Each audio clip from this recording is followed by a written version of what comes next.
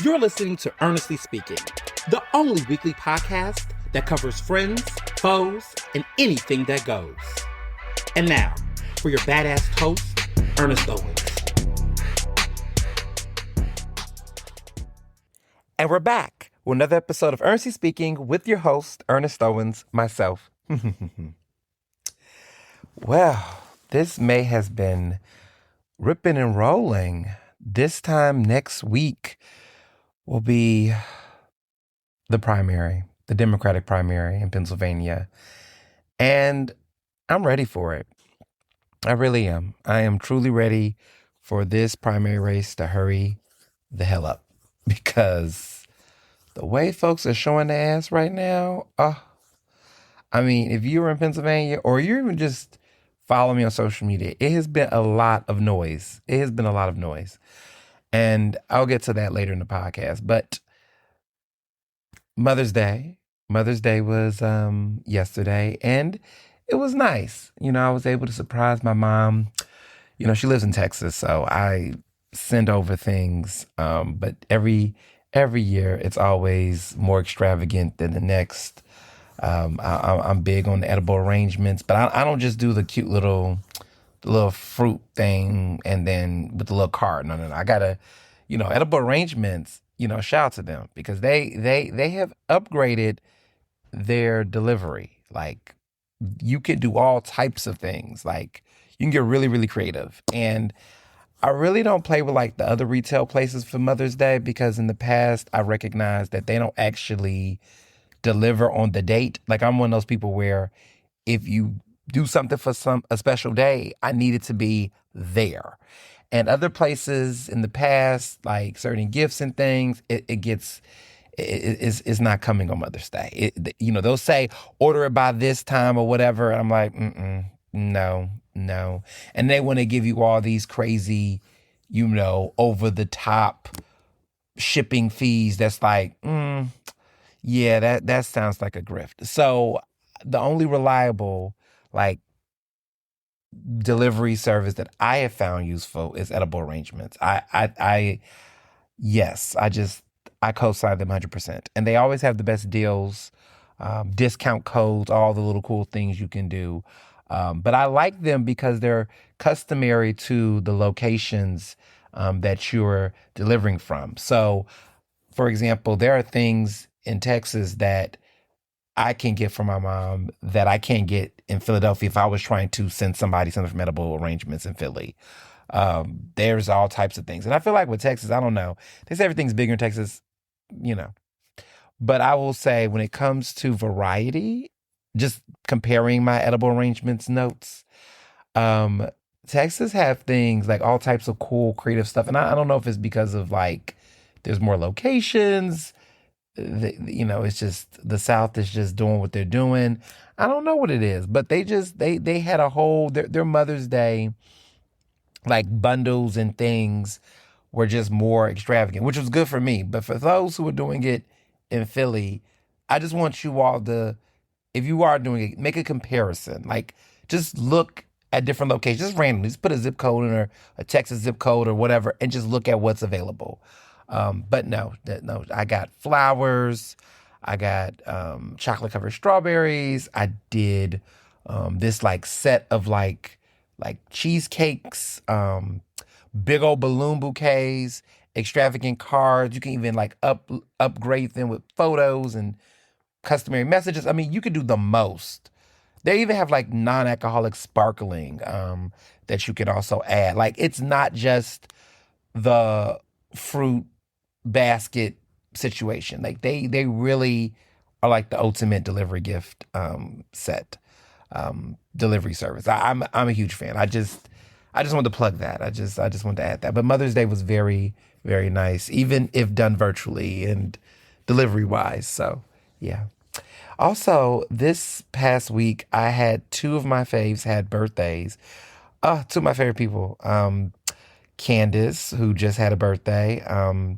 She went to this really fun restaurant, actually, and I could not be able to make it because it was like right smack dab in the middle of a very, like election week is always like the weeks lead up to election is always a lot. But she had a fabulous like middle of the week birthday dinner at this restaurant that is apparently getting a lot of buzz. And I've heard about it. I think she had. I mean, based on what I looked at, it looks like she ate well. Um, she went to Bomb Bomb Bar, which is, I believe Bomb Bomb Bar is. It's like an Italian restaurant, but it's seafood focused. Yeah, it's definitely Italian, and it is in South Philly, and they're known for their classic seafood and barbecue, named after these two bombings that was in the 1930s, that the original bar survived. And this is from Joey Baldino, which you all know the Baldino family. They're they're taking over all the restaurants, but it's a revival. It's a revival, and people are saying good things. Now, for those who are like, I've heard of this place before, or I've heard of Baldino before, the family name, which they're not the original owners, but Joey Baldino has been in the Italian restaurant scene, making a splash for quite some time.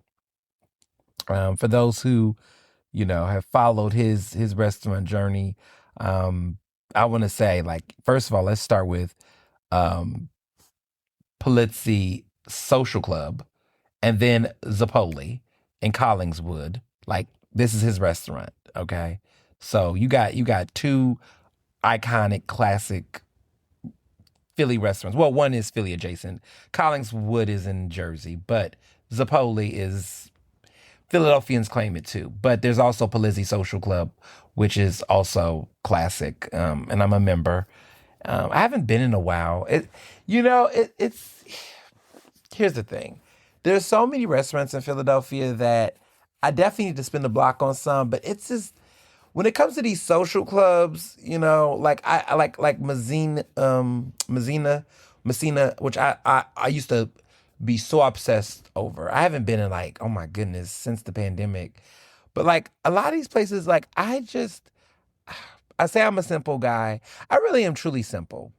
Like I'm not like difficult, but she got a reservation. The food looked good on the plate. It seemed like a mixture of classics from other spots that Baldino went to, has owned. And it also has its own flair. It seems like it's very seafood, like casino clams, all that. It seems like it's very seafood focused.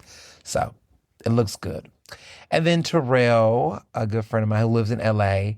I always go to LA and see Terrell. When I'm checking out LA for the Grammys and different things. So we always like catch up. A lot of people will say they know him as the first husband of State Representative DNC Vice Chair Malcolm Kenyatta. But to some of you all who look at him as Malcolm Kenyatta's ex-husband, he is my good friend, one of my faves, who is very much doing his own thing. But yes, his birthday was this week as well.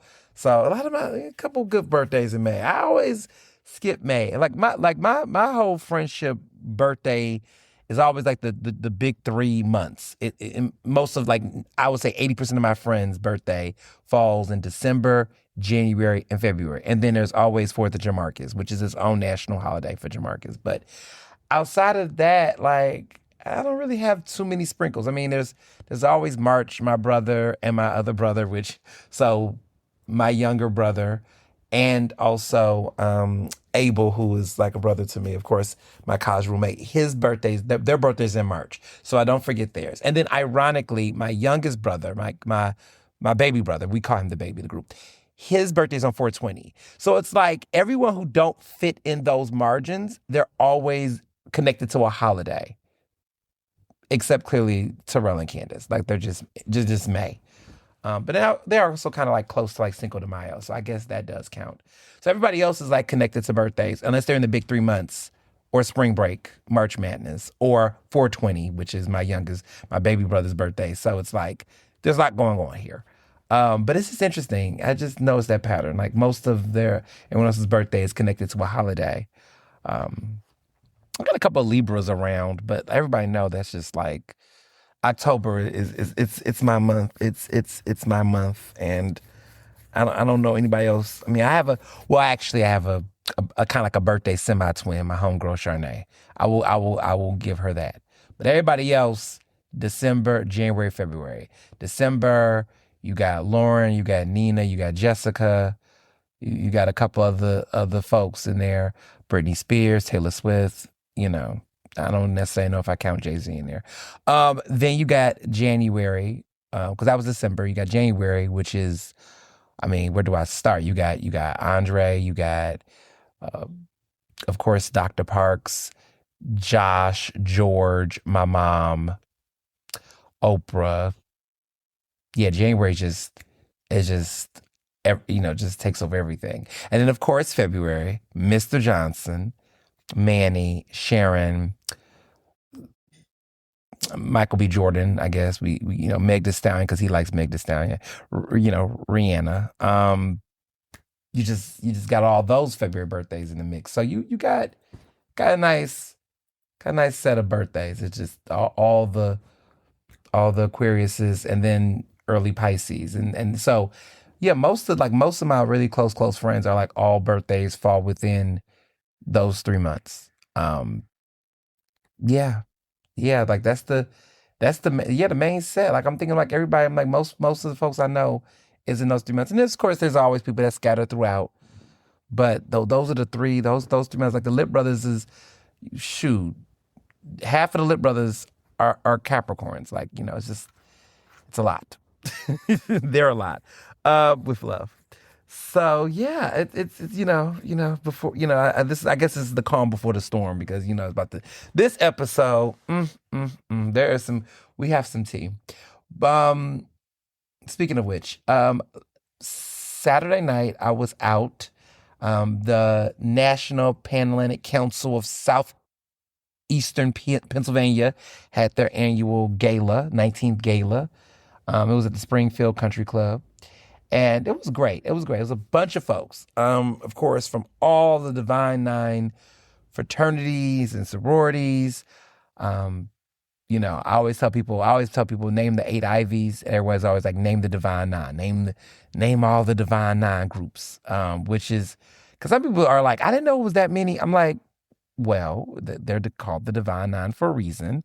But folks always ask me, they say they only know like the main ones. I say, well, first of all, we don't say that. That is very, very classist. There's no main ones. But I mean, if we want to put them in order of their longevity, then we can do that. Okay, so starting in chronological order, there's Alpha Phi Alpha Fraternity Incorporated. That's the fraternity that I belong to, founded in 1906. That's why we have the '06. Then there is, Alpha Kappa Alpha Sorority Incorporated, the AKAs, 1908. Then you got Kappa Alpha Psi Fraternity Incorporated, 1911. Omega Phi Psi Fraternity Incorporated, 1911. Delta Sigma Theta Sorority Incorporated, 1913. Phi Beta Sigma Fraternity Incorporated, 1914. Zeta Phi Beta Sorority Incorporated, 1920. Sigma Gamma Rho Sorority Incorporated, 1922.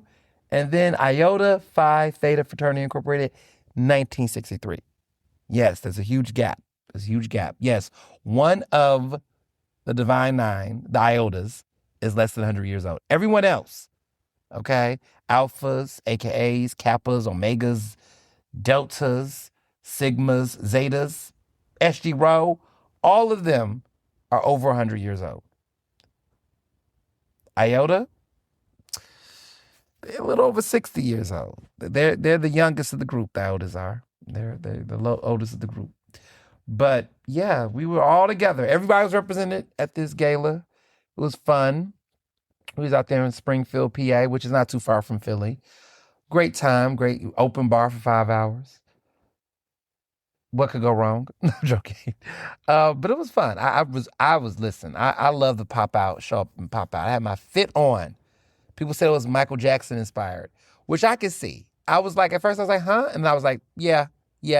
That's definitely the gold and black. It was like a gold and black shimmer jacket. I love it though. I love that blazer. I really do. I wore my fit. I was dressed down. I was that definitely one of my favorite gala fits I've worn. Not the ultimate favorite. I think last year's PABJ gala, that was a fit. That was a fit. I really, really love that outfit. I really love last year's outfit. But this one was great too. Sometimes, you don't gotta go all out. Especially if it's not like your event. Like I feel like when it's events that I put on, I like to, especially if I'm emceeing or I'm hosting or I'm the guest of honor. I'm going to show off. I'm going to pop out. I think I was the best dressed at this event. I was one of the best dressed, but it was, the look was giving. Oh, I know I look good and I'm fly, but I'm not trying to stunt too hard on y'all. I'm just going to go give y'all a little something, but it was enough. It was enough to do what it needs to do. But this upcoming PABJ Media Professional Awards, we have a couple of tickets left. A couple.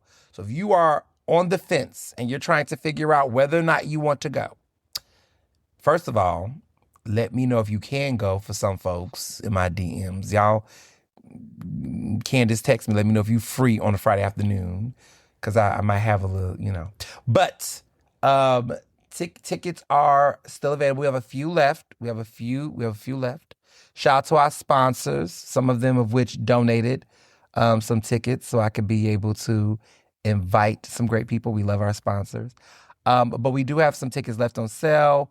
If you're interested in attending, the link is in my bio to buy tickets. If you are a close friend of mine, I have a table and I have some things. So just slide them DMs and ask. Let me know.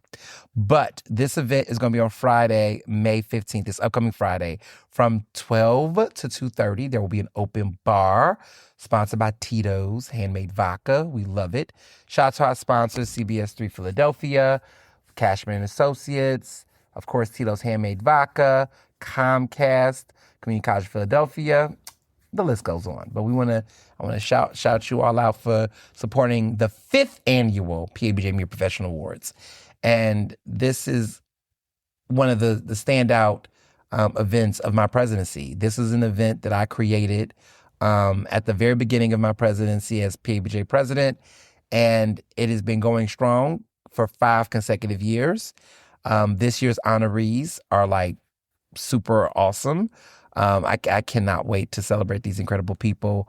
There's going to be some star power in this room. There's going to be some heavy star power in this room. If you are figuring out how to network and get out there, you don't want to blow this. Okay, we got Dr. Latrell Deshawn Cridgerin, who is getting our Media Professional of the Year award. We have Dr. Robin Smith. Yeah, that was the woman who was famous for being on Oprah's show as one of Oprah's therapists on the show. She used to on the Oprah Winfrey show. That Dr. Robin Smith, who has had a career since that has been she's killing. She got a book with Courtney B. Vance, which is an incredible, Tony-nominated, Emmy Award-winning actor. Also, Angela Bassett's husband. He and her wrote a book a couple years ago about trauma and all of the things. And yeah, she's out here killing it. So Dr. Robin Smith. Teresa Lundy is getting the Emerging Media Professional of the Year award. The Trailblazer Award is going to Taib Smith. Yes, long overdue. The President's Award of Excellence is going to Michael Numius, who is a good friend of mine and also doing some incredible work in the city as well. So we got some great folks in here. We got Ron Holloman, who is getting the Impact Award. He's from CBS Philadelphia. Great list. And I'm really happy that this year there are some Black men in media who have been doing this work for a while, doing some great work, making an impact, and finally getting their flowers. I think in the Philadelphia media market, a lot of times over the years, and I can say this in Philadelphia, that Black men in media oftentimes are not celebrated as much. And that's not to compare them to other people. It's just that I've just noticed over the years, like before I was PABJ president, that there was just almost like hardly any black male representation and being honored in media. Like, unless you were a TV anchor, that was it. It was like the TV anchor guys, but the writers, the reporters, the producers, the stage hands, even some of the execs, you would not really see them getting honored, getting recognized in the business. I think when it came to black people in general don't, but oftentimes it's the same people even in media with women. Like, it will be the TV anchor women who would get honored, but not the editors, not the general managers, not all these other folks that makes these things happen. It will always be the broadcast women who are well deserving, but it will just be an over index of that particular demographic and industry that will get recognized over everyone else. And so when I became PABJ president, being nearly 5 years ago, I was very big on saying, look, I want to make sure everyone gets recognized in the community, but also not just within gender diversity, but age diversity. That was very important to me because as someone who is, look, I'm going to be 35 in October, but when I came into this role, I was 30. And the erasure, like, you wasn't seeing anyone get an award unless they were over 40. Most of the time, over 40. And yet the industry, like, what do you do with someone like me? I'm not saying everyone, I am incomparable, but there are people out here that are in their 30s. And it's been one of my biggest challenges in the media industry, especially in Philadelphia, because so many people will say, where are the young people? Where are they at? Where this? Oh, we're here. And it's crazy that we're still being called young. But I guess we're young in the larger scheme of things. But it's just like, baby, I have a career that's over 10 years old. I'm not a baby at all. For me, I'm not a baby. And this, as far as, especially my contributions to the industry, like, I think when you think about it in retrospect, like, Beyonce was like around 30, 31 years old when she dropped 4. Beyonce was no baby doing an album like 4 at 31. Like, she'd already been in the game for over a decade at that point. You got to put respect on folks that started their careers early. Some of us were blessed and fortunate to start our careers early. So when you recognize that tenure, you can't play with it.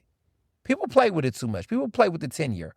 I'm like, we're not going to do, it's really weird. It's really weird. And I think some of it is specifically with black folks. I would say I'm going to keep this on black. I can't speak for everybody else.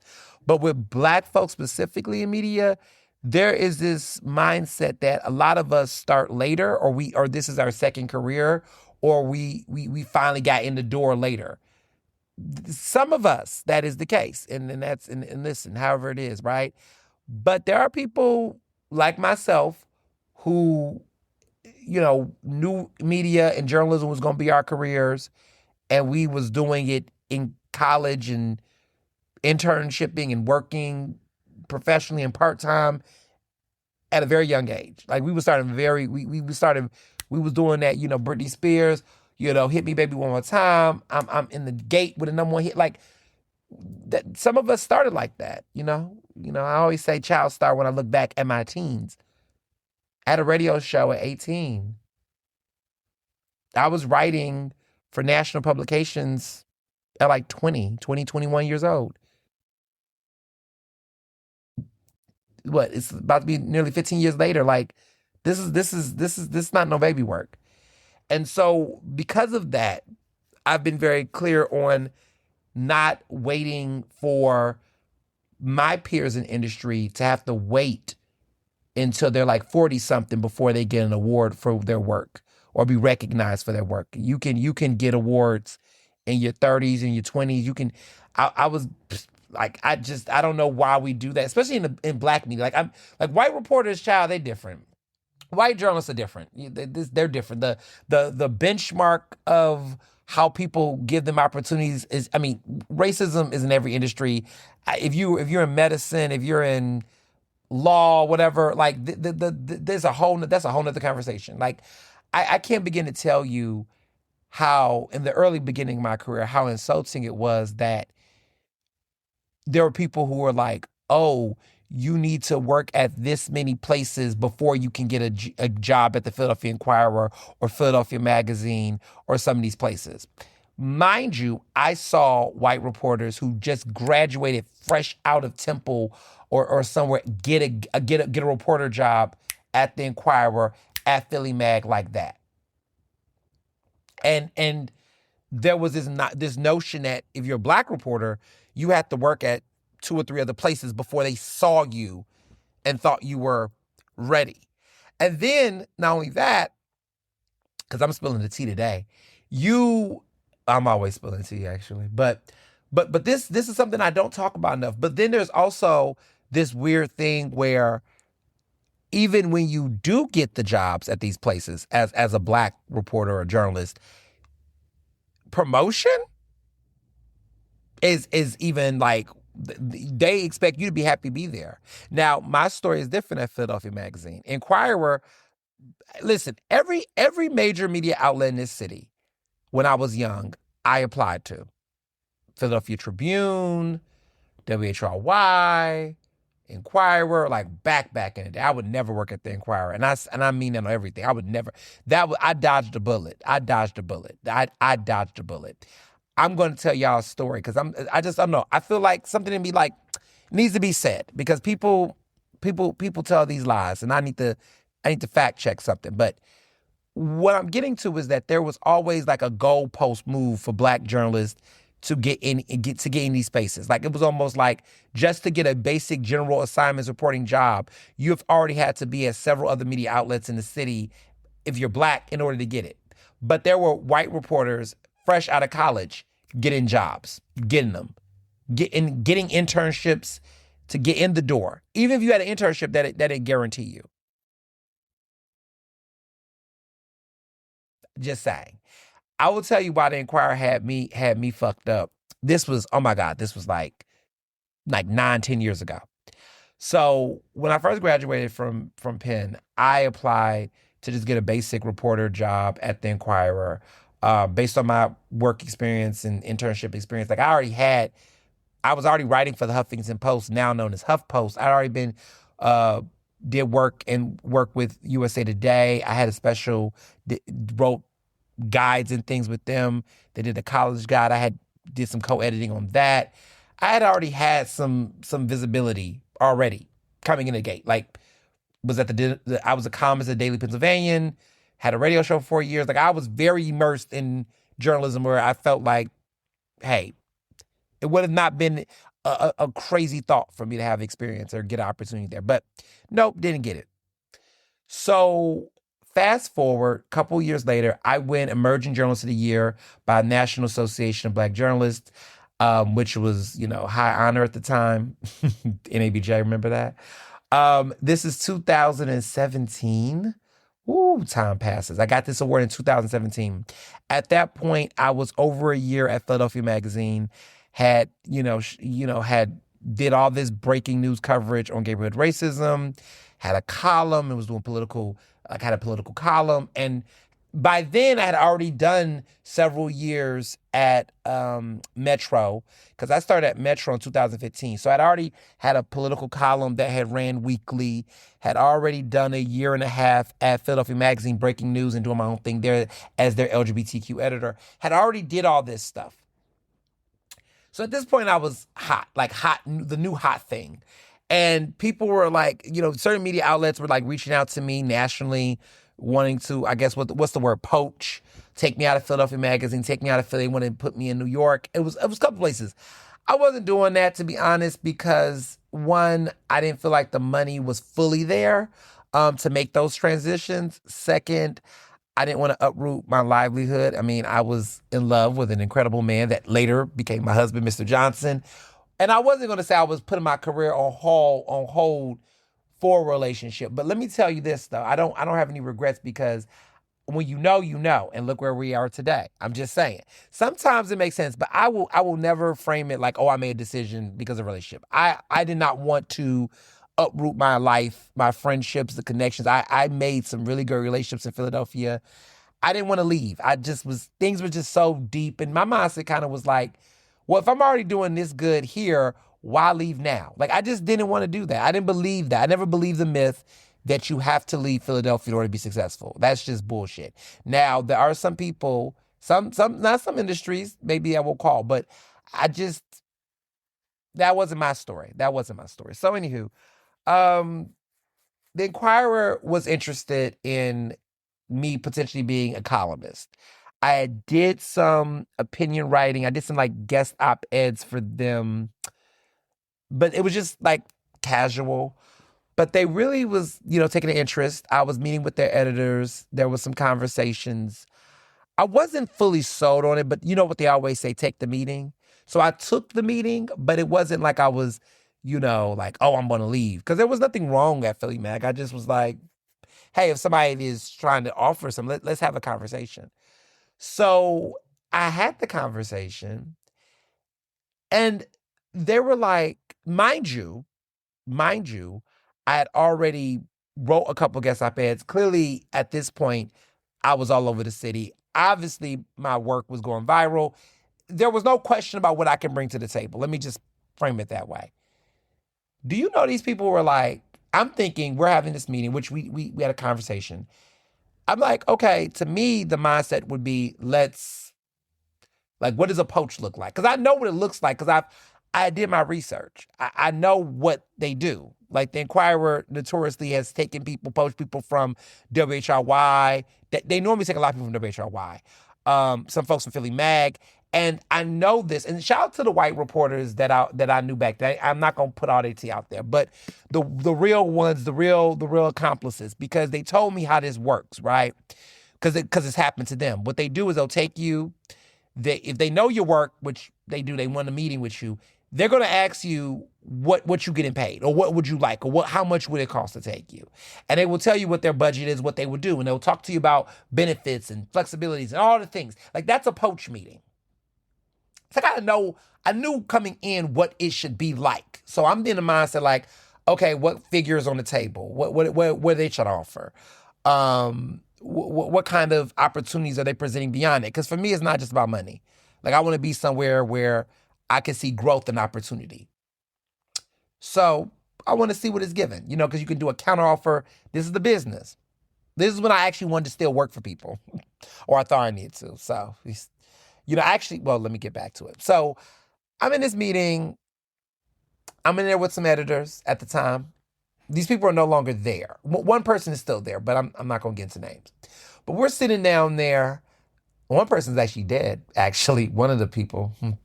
That in goodness, life. So they were having these conversations, and they were telling me like, hey, we like your work, all the things, you just got this big award from NBJ, you're doing your thing. We really like your work. Are you interested in working with us? And I'm like, well, I want to, I'm open to the thought of it. Like, give me some, I want to hear from y'all. Well, we want to test you out a little bit. We want to, we want you to write a couple of more, guest op-eds for us, so we can see if you'll be a good fit. Excuse me? Mind you, I had already written, I think, about 2 pieces, just casual guest op-ed, just prior. And those pieces made an impact, got eyes, did his thing. So I was just kind of like, test out. If you're poaching, you don't test out. Either at this point, either you know what you like or you don't. Like you don't go to like, let me figure out how I'm gonna do it. Sabrina Carpenter and go, yeah, Sabrina, we want to test you out on some of these songs. We don't. Sabrina already had 2 albums. She done won her some Grammys.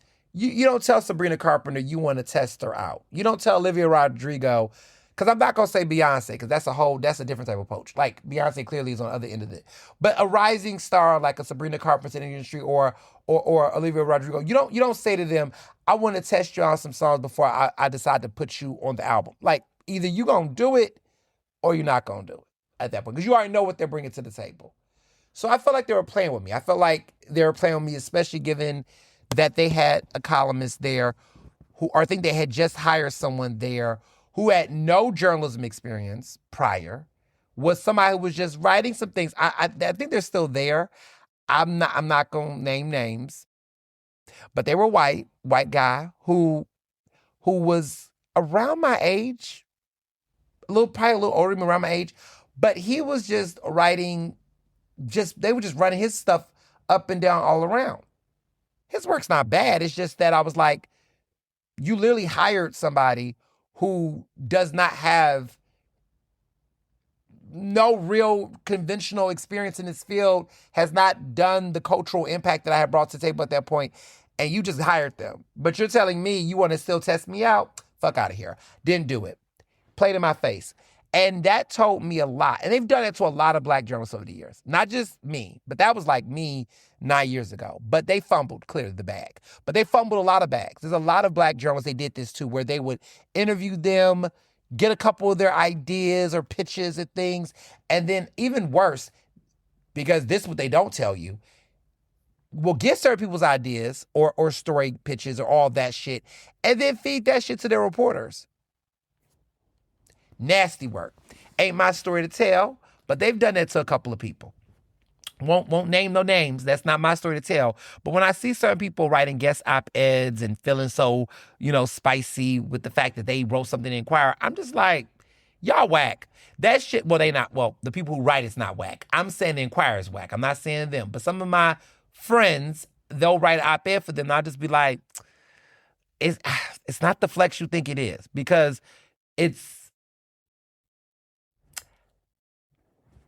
they're just a mess. They're a mess. And it's just bad practices.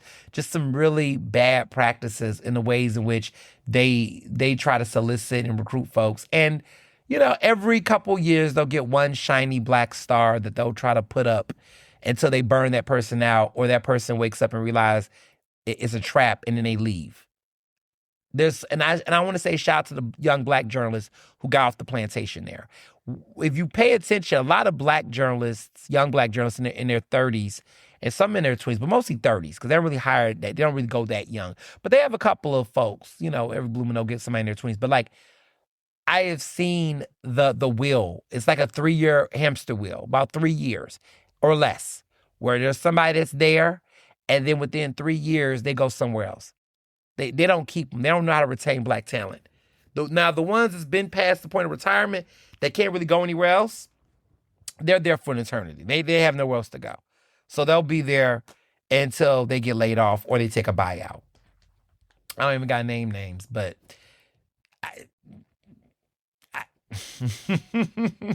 I was not supposed to go all the way in like this, but I'm just saying this is the industry. And so that is why I have been very big on celebrating a diversity of black journalists in different newsrooms and industries and spaces within the media ecosystem, because folks will have you thinking that there's only older black journalists or broadcast black journalists. No, we're everywhere. We matter.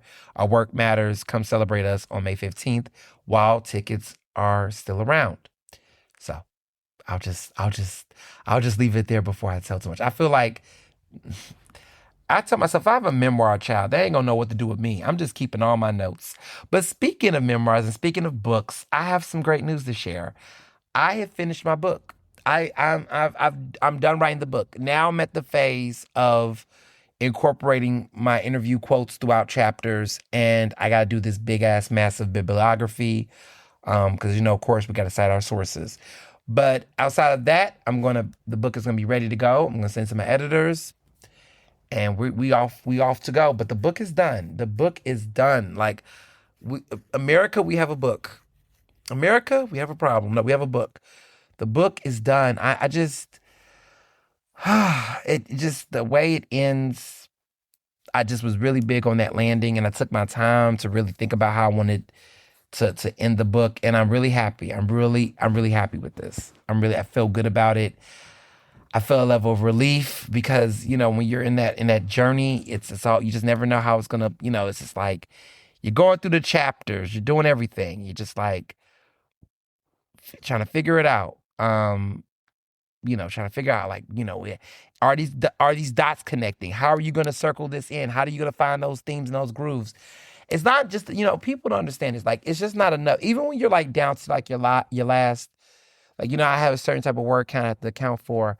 And when I was in those like final, like 2,500 words, 5,000 words or whatever, some of my friends was like, oh, just write it out, just get through. And I'm like, y'all, it don't work like that. Like you gotta, it's not just writing words for the sake of words, right? It's connecting the dots, making sure you avoid redundancy, making sure you're providing new ideas and research and thoughts and cohesion. Like it's really it's a different process. Like writing an article or quick op-ed, it's easier to just say your thing, land the plane. You're not trying to be super long. You got what, 1,000 words, maybe five, traditionally around nowadays, what, 500, 800 words or something like that. And you can really, get in and out, that quick, fast writing. And I was known for a long time in my career for doing, articles that were like under 1,000 words, getting the point across, and that concise writing. But the real thing that's interesting is that when I have moved through different types of formats. So sometimes I could do the quick one, 800, 700 word thing and jump it out, right?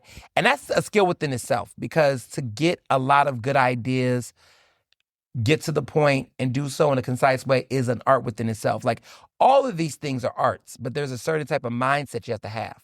I commend people who can really get a good idea, flesh it out, know how to, hold that word count, get you locked in quickly and get an idea out and do so succinctly. That's a talent. And that was a skill I had for a while, and I can still do in a heartbeat. But that was what I learned how to do really quickly, because most of the industry is that type of writing. Like we gotta get to the point. You gotta make it make sense real quick. People don't got all day when they scrolling down, right? So that is a skill that I will always say I appreciate having, right? As I got older, I developed a love for long form journalism, like the big, long magazine pieces that are like 8,000, 10,000 words, right? Which is what I call a chapter of a book for me. So then you have that type of writing. And that's an art within itself too, because you have so much information and you have to make sure that you're doing your due diligence to map out a journey for the reader. The reader has to follow this. And you have to make sure every section and part of that long form piece has a unique take and perspective that makes people want to read more. Like you have to really know how to keep people locked in. Because if it's 10,000 words, 8,000 words or something like that, right? Which I've written several pieces like that for Philadelphia Magazine, for New York Magazine, for Rolling Stone. I've written for a lot of these places. You got to keep folks in. You got to keep folks in. You got to keep folks in, and you cannot, and you got to have a strong, like, hook, introduction, like how you set the scene, because that will change everything. And then you got to keep the story going. You got to keep whatever the reporting is. But that takes a lot of work, and it takes a lot of time too. It's very time consuming. But if you do a really good job, it can be stellar. I go back and read some of my long form pieces at Philly Mag. I'm like, that still slaps. Some of those pieces I wrote 8 years ago, 7 years ago, whatever, and I can go back and read it and go, yep, that still snaps. It's almost like evergreen, timeless, Like, for example, this piece I did on Ryan Boyer, who is the building trades, is a feature. I never really did that many feature stories in my career. I haven't done any feature long form stories. But this feature, this profile, well, actually, let me clarify. Profile, we'll call it. I've done features. I've done actually more features. It's profiles I have not done that many. Because one, it's really hard to get someone to want to participate in a profile. Also, for me, I'm very particular because I'm like, well, who's interesting enough for me to want to follow in that way, or who will allow me to? That's the other challenge. Like, people are like, oh, why won't you do a profile on Josh Shapiro? You think Josh Shapiro gonna let me follow him for months on end? No, he won't. You think Mayor Sherelle Parker will allow me to listen? I can barely get an interview with her. So there's certain people where it would be great to do a profile, but they have to actually be open to being profiled. So sometimes I think it's important to note that there's a lot of great stories out there, but cooperation from the public and from sources will make the difference between you doing X, Y, and Z. I love when people come up to me and sign shit to me. Oh, you should do a deep dive on so-and-so. Yeah. Well, will so-and-so talk? Has he spoken or she has spoken to anyone? No? Oh, okay. Because have y'all noticed that Mayor Cheryl Parker in her first term has not had a profile piece in Philly Mag? Like no one has done a real deep dive with her because she's not willing to. Mayor Kenny did. Bob Brady did for someone once, you know. You get a couple of folks that might be interested. I remember Holly Otterbein did this great piece on Bob Brady, former Congressman Bob Brady. But a lot of these folks are so, you know, they're not open. They're not open, you know. So when I think about the profile pieces I have done, I think about Michael White. I did for The Nation. Michael White opened up to me and let me follow him during his trial and everything that came afterwards. You know, that was an interesting story. One of my favorite pieces, actually. So following him, Campaign Zero, that was for New York Magazine, but the rise and fall of Campaign Zero, interviewing D-Ray and Johnetta Elzie, like that was, that to get all, and there were some people that still didn't participate, but I was able to get D-Ray and to get Johnetta, and that was, you know, that was fascinating, but they were willing to do the interviews. They were willing to, you know, do the story. But Ryan Boyer, that was probably one of my favorite feature stories I was able to do profiles, because he was open to letting me follow him and you know, through all of that.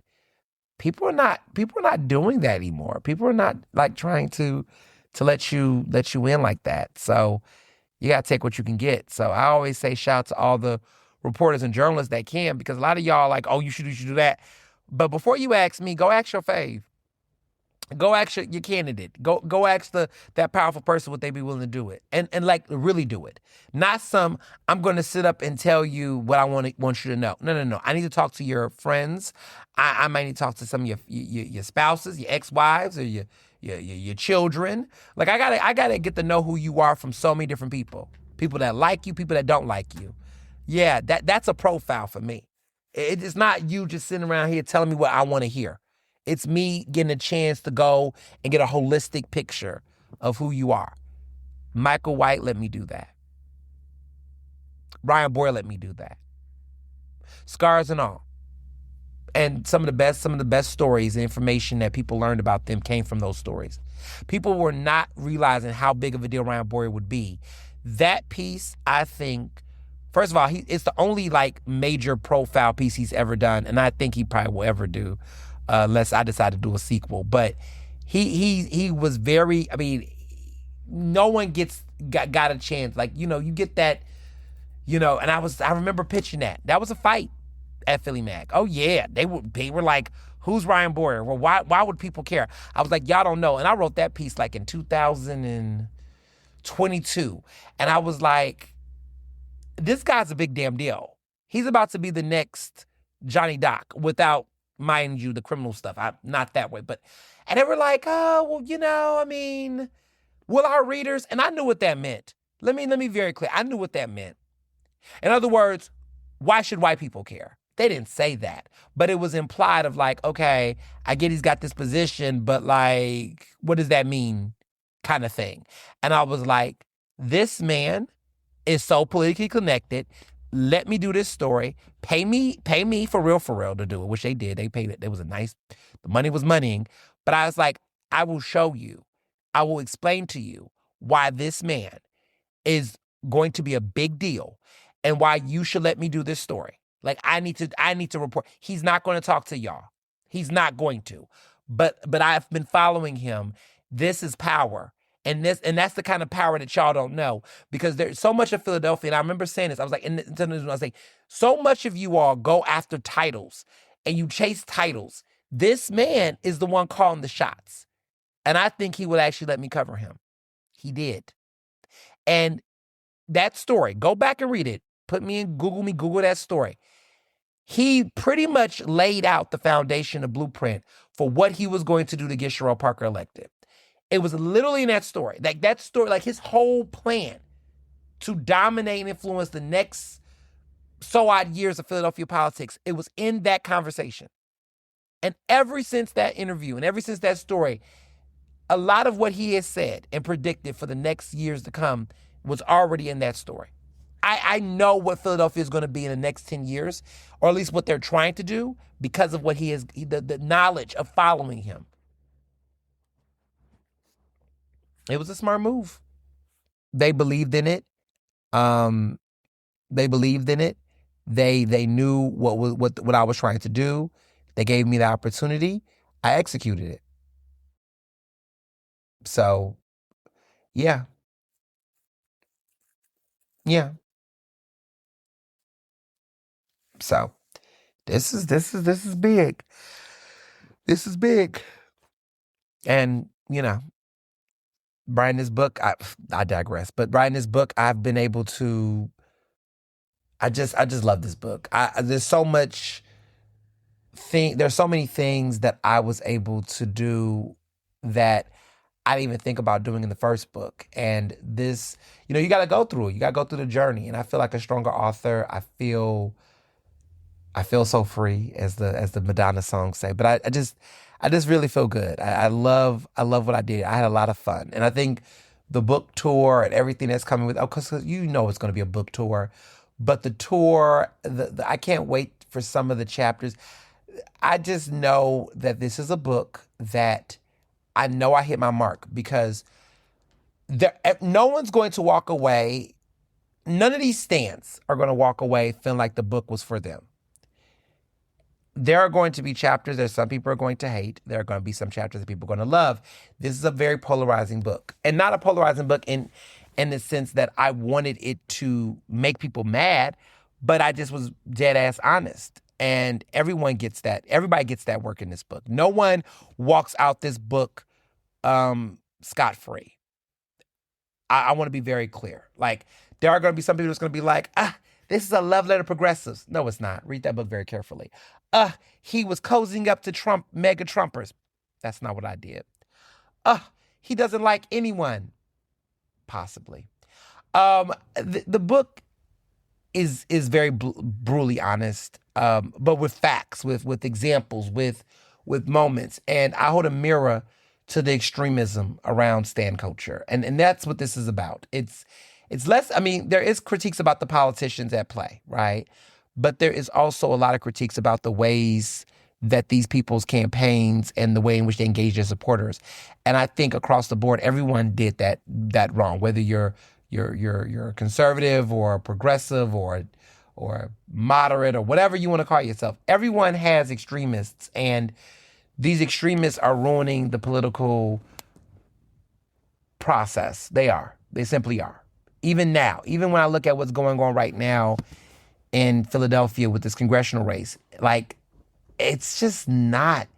People are just losing their minds. And I get it, but I also don't get it, And I think that was what really landed for me in writing this book. And I do end with solutions, which was very big to me this time around. Like, I really felt like, you know what? I do have time, and I do want to gauge. I feel like some of the solutions are very obvious, but also wanting to understand that because so much of this is driven by individuals and humans and private citizens, I wanted to provide people with a guide to some of this. I didn't want it to just be, everything is bad, everything is fucked up. No, a lot of things are bad, and a lot of things are fucked up. But there's also a mess that we made and a mess that we can take ourselves out of.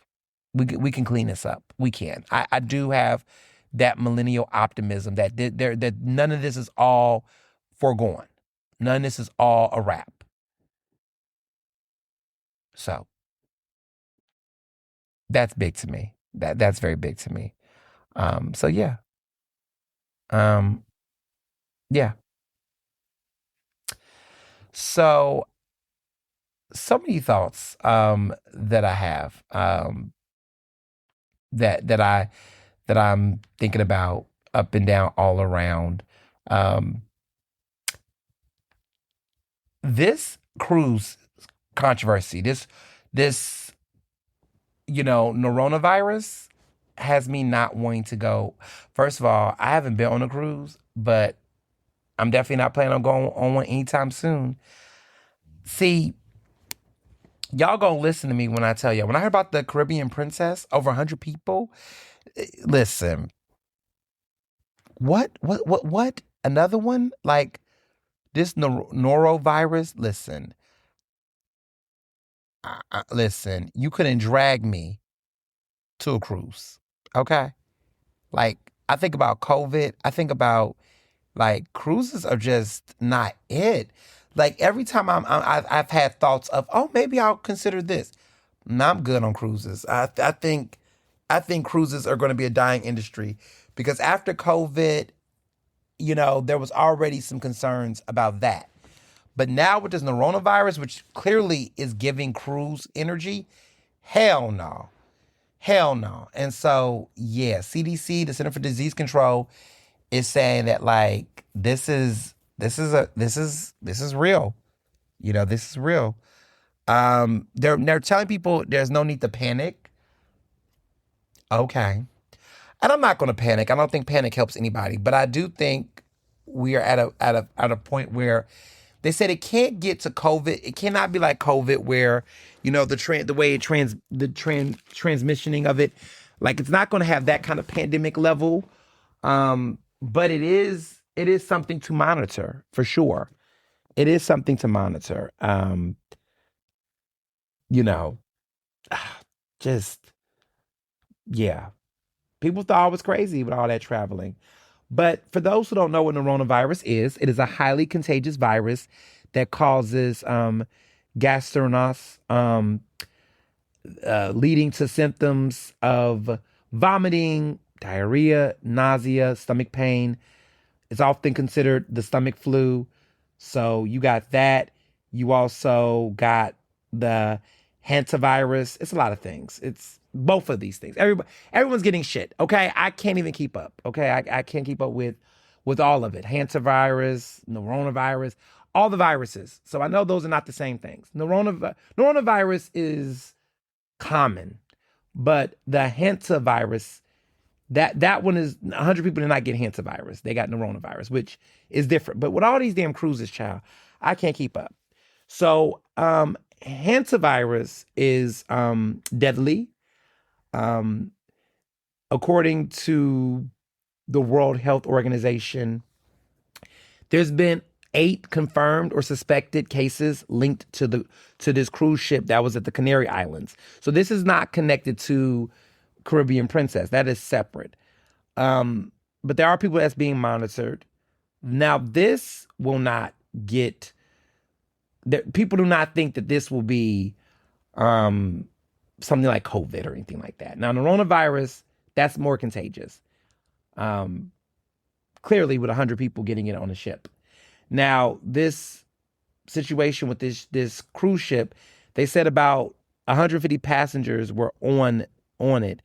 And they said it was like a rare strain of the virus. Now, this is connected to rodents and their droppings and other things. The 5 U.S. nationals, for those in America, right, who got on this cruise ship, Texas, Georgia, Arizona, Virginia, and California. That is the ones who went on that cruise trip that are traveling home. They're going back to those 5 states. So no Pennsylvania for us Pennsylvania folks.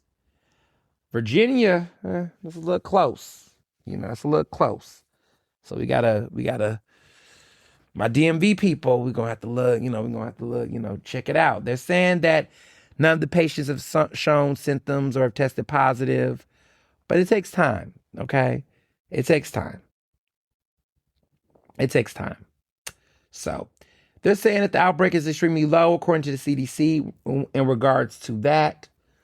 But, we're going to wash our hands. We're going to back up. We might have to say no to cruises, y'all. I'm sorry. I don't think I have any friends that are going on a cruise anytime soon. But for those people who like to champion and promote cruises, yeah, no. I mean, between hantavirus and coronavirus, I'm good. I'm good. I'm good on cruises. I haven't been on a cruise. Now it's funny. My mom is like the cruise girl in our family. She likes going on cruises. She's always talking about them. But I'm just like, I've never been excited about cruises. I've just never been. I never found them.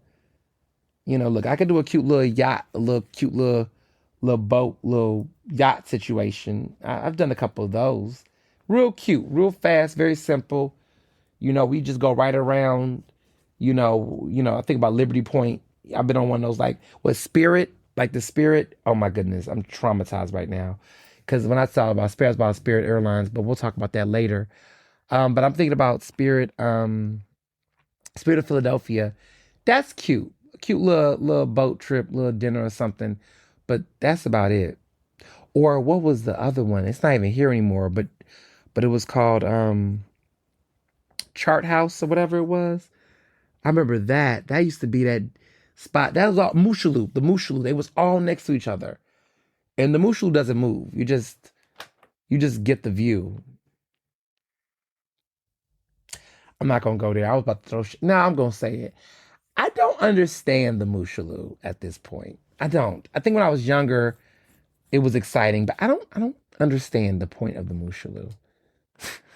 I, I don't. I don't I don't get it. And this is somebody who has had like my, wedding brunch.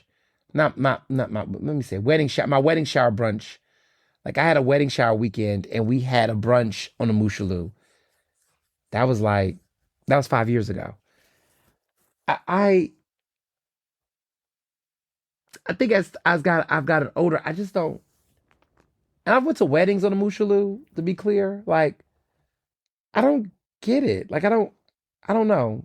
Maybe because it's outside. I don't like as I've gotten older, I just don't understand the.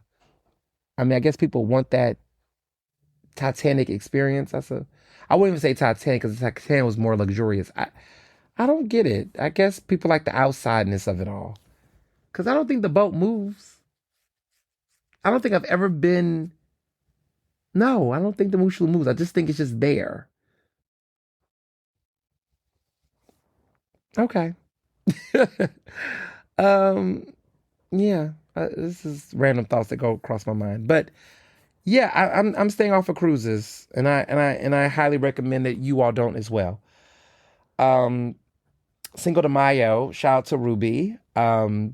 Ruby's this incredible chef that makes really interesting Indian fusion food with Mexican food, like Taco Bell energy, but not. It doesn't taste like Taco Bell, but vibrant colors. I had a very fun Cinco de Mayo. It was at the Pyramid Club. I was with um three-fourths of the Lit Brothers was together. Josh had to work. He was working his set, but it was myself. It was, of course, George, and it was, of course, Jamarcus. We all three got together and had this incredible food. You all was asking about it, and so I'm here to tell you it was a fabulous time. Chef Ruby is doing his big one.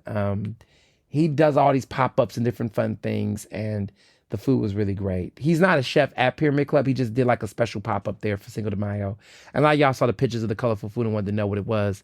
It was very good. It was like a fusion between Mexican food and Indian food because he's Indian. And so that was really fun to see. So love that. Also, I spun the block and went to Percy's, but this time I went to Percy's during their dinner hours. I love their brunch, but I wanted to see what their dinner was about. Percy's is a very fun diner. I went with my good friend Chris Bartlett, who just had a birthday. So I guess his April birthday. Um, yeah, he's one of the few April birthdays next to my baby brother who has April birthday. But yeah, he we went there for dinner and caught up. And yeah, Percy's is in Fishtown. It's a diner. It's a diner. It's a very, that's what I want to be clear about. They got this really not so good review a couple of months ago in Philly Mag. But I love it. I do. I appreciate for what it is. It's a very deliciously simple place. And sometimes, and what I mean by that, and I don't mean that by any shade, like it's not basic. What I mean is that you go there for the classics, and the classics are done right. And everything has a rhyme and a reason, and it's fun, It's disco, it's art deco-y, it's very groovy in there, and it's just a fun place to eat, right? It's not James Beard. It's not trying to be, this massive thing. And I think that's the issue. Like I keep saying this about Philly. Philly is like on some level of extreme, right? Either everyone is trying to get a James Beard or now a Michelin star, or people are just completely over their minds doing the damn most. Like there's no middle ground in Philly. I mean, there is a middle ground, but people don't want to accept the middle, right? So what I mean by that is that in Philly, people are either trying to be a James Beard, Michelin star, critically acclaimed restaurant. They want the 5 stars, the thumbs up, all that, right? So you got your Friday, Saturday, Sundays, your Zahavs, your Kulaya. You have your honeysuckles, right? You got those folks, okay? That's on the provenance upper echelon end of like fine dining and critical acclaim, right? You got that group. Then you got the folks that just are on the opposite end. Oh, we got the massive stacked pancakes with 5 layers of cream cheese and 3 different berries and a whipped cream and a chantilly. Like you got them folks that's on that end. Oh, we got a massive 2-pound cheese steak with fried onions, and half of the cheesesteak is ribeye and the other half is salmon. Like you got shit like that. Like you got that really over the top extreme shit. Ooh, and we got BLTs for long lines for BLTs, or long lines on South Street for some damn tacos. Like you just have these, you have that extremist type eating. So when you got super basic, corny, what I call, clout chasing food cuisine, and then you also have the Michelin star, everybody in the middle sometimes get neglected. Where can we in Philadelphia be normal for 5 seconds? Like, can we just have some things that's just good? Just good. And it serves its purpose, it serves its audience. Ironically, I feel like Philly is at its best when it's actually just trying to be something for everybody in the middle. In the middle. I know that sounds weird because Philadelphia is known for its restaurant scene, and we always talk about the good ones. But there are some great ones, right? But I do think those are few and far in between right now. I don't think Philadelphia has, like when we're talking about critically acclaimed, I think that some of the restaurants that we put up on that pedestal are good, but they're not super great. I'm not gonna name names because I don't want to hurt anybody's feelings today. Not today. But there are some restaurants where I'm like, they're good. But do they need James Beard? No. No, I think we sometimes max that out a little too much. Or we put too many people in that conversation. But they're good. And I think some restaurant people in the business recognize that. I think Steven Starr recognizes that. I think he recognizes that, hey, most people in Philadelphia, based on our socioeconomic backdrop, that they will be okay with a place like Park. They're okay with a place like The Love. Even Borromini, right? I think people are okay in a world where that's fine. And I think Philly is good at those types of things. Like, I think about a restaurant like, Kiddo, fine restaurant, great food. They have a nice, menu, very good seasonal vegetables and dishes and things. Like I like Kiddo. I think Kiddo is a very good example of this. Wilder. I think Wilder is a good example of that.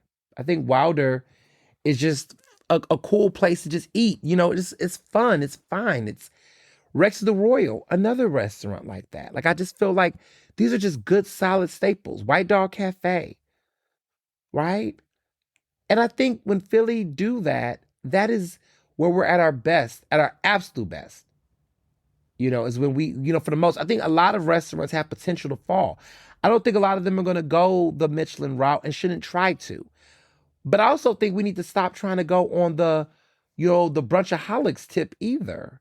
And no shade to brunchaholics. I'm not saying brunchaholics is bad. I just think there are people that are trying to make their restaurants the chubby chicks route of things. That's a better example.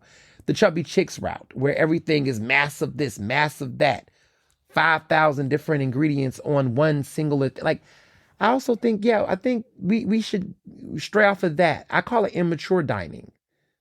Immature dining.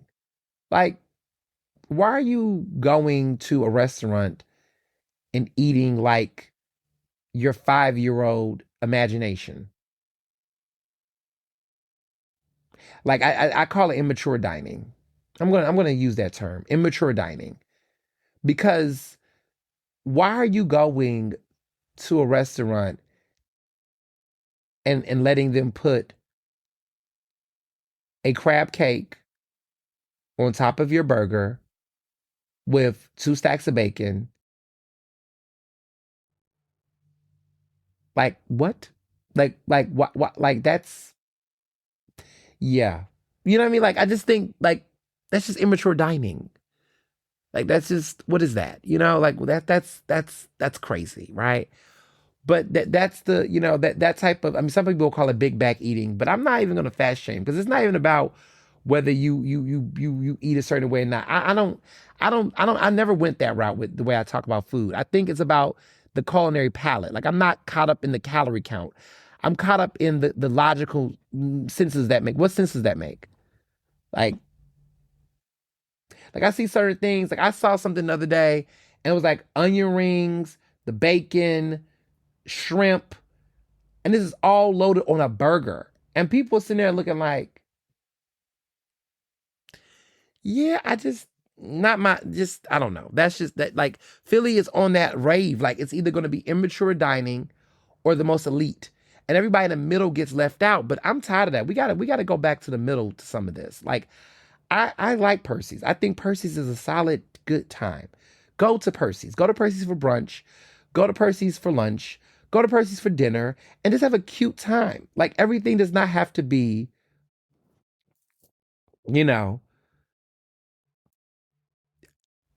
Laurel, or, well, Laurel, I don't, not Laurel's not even here anymore.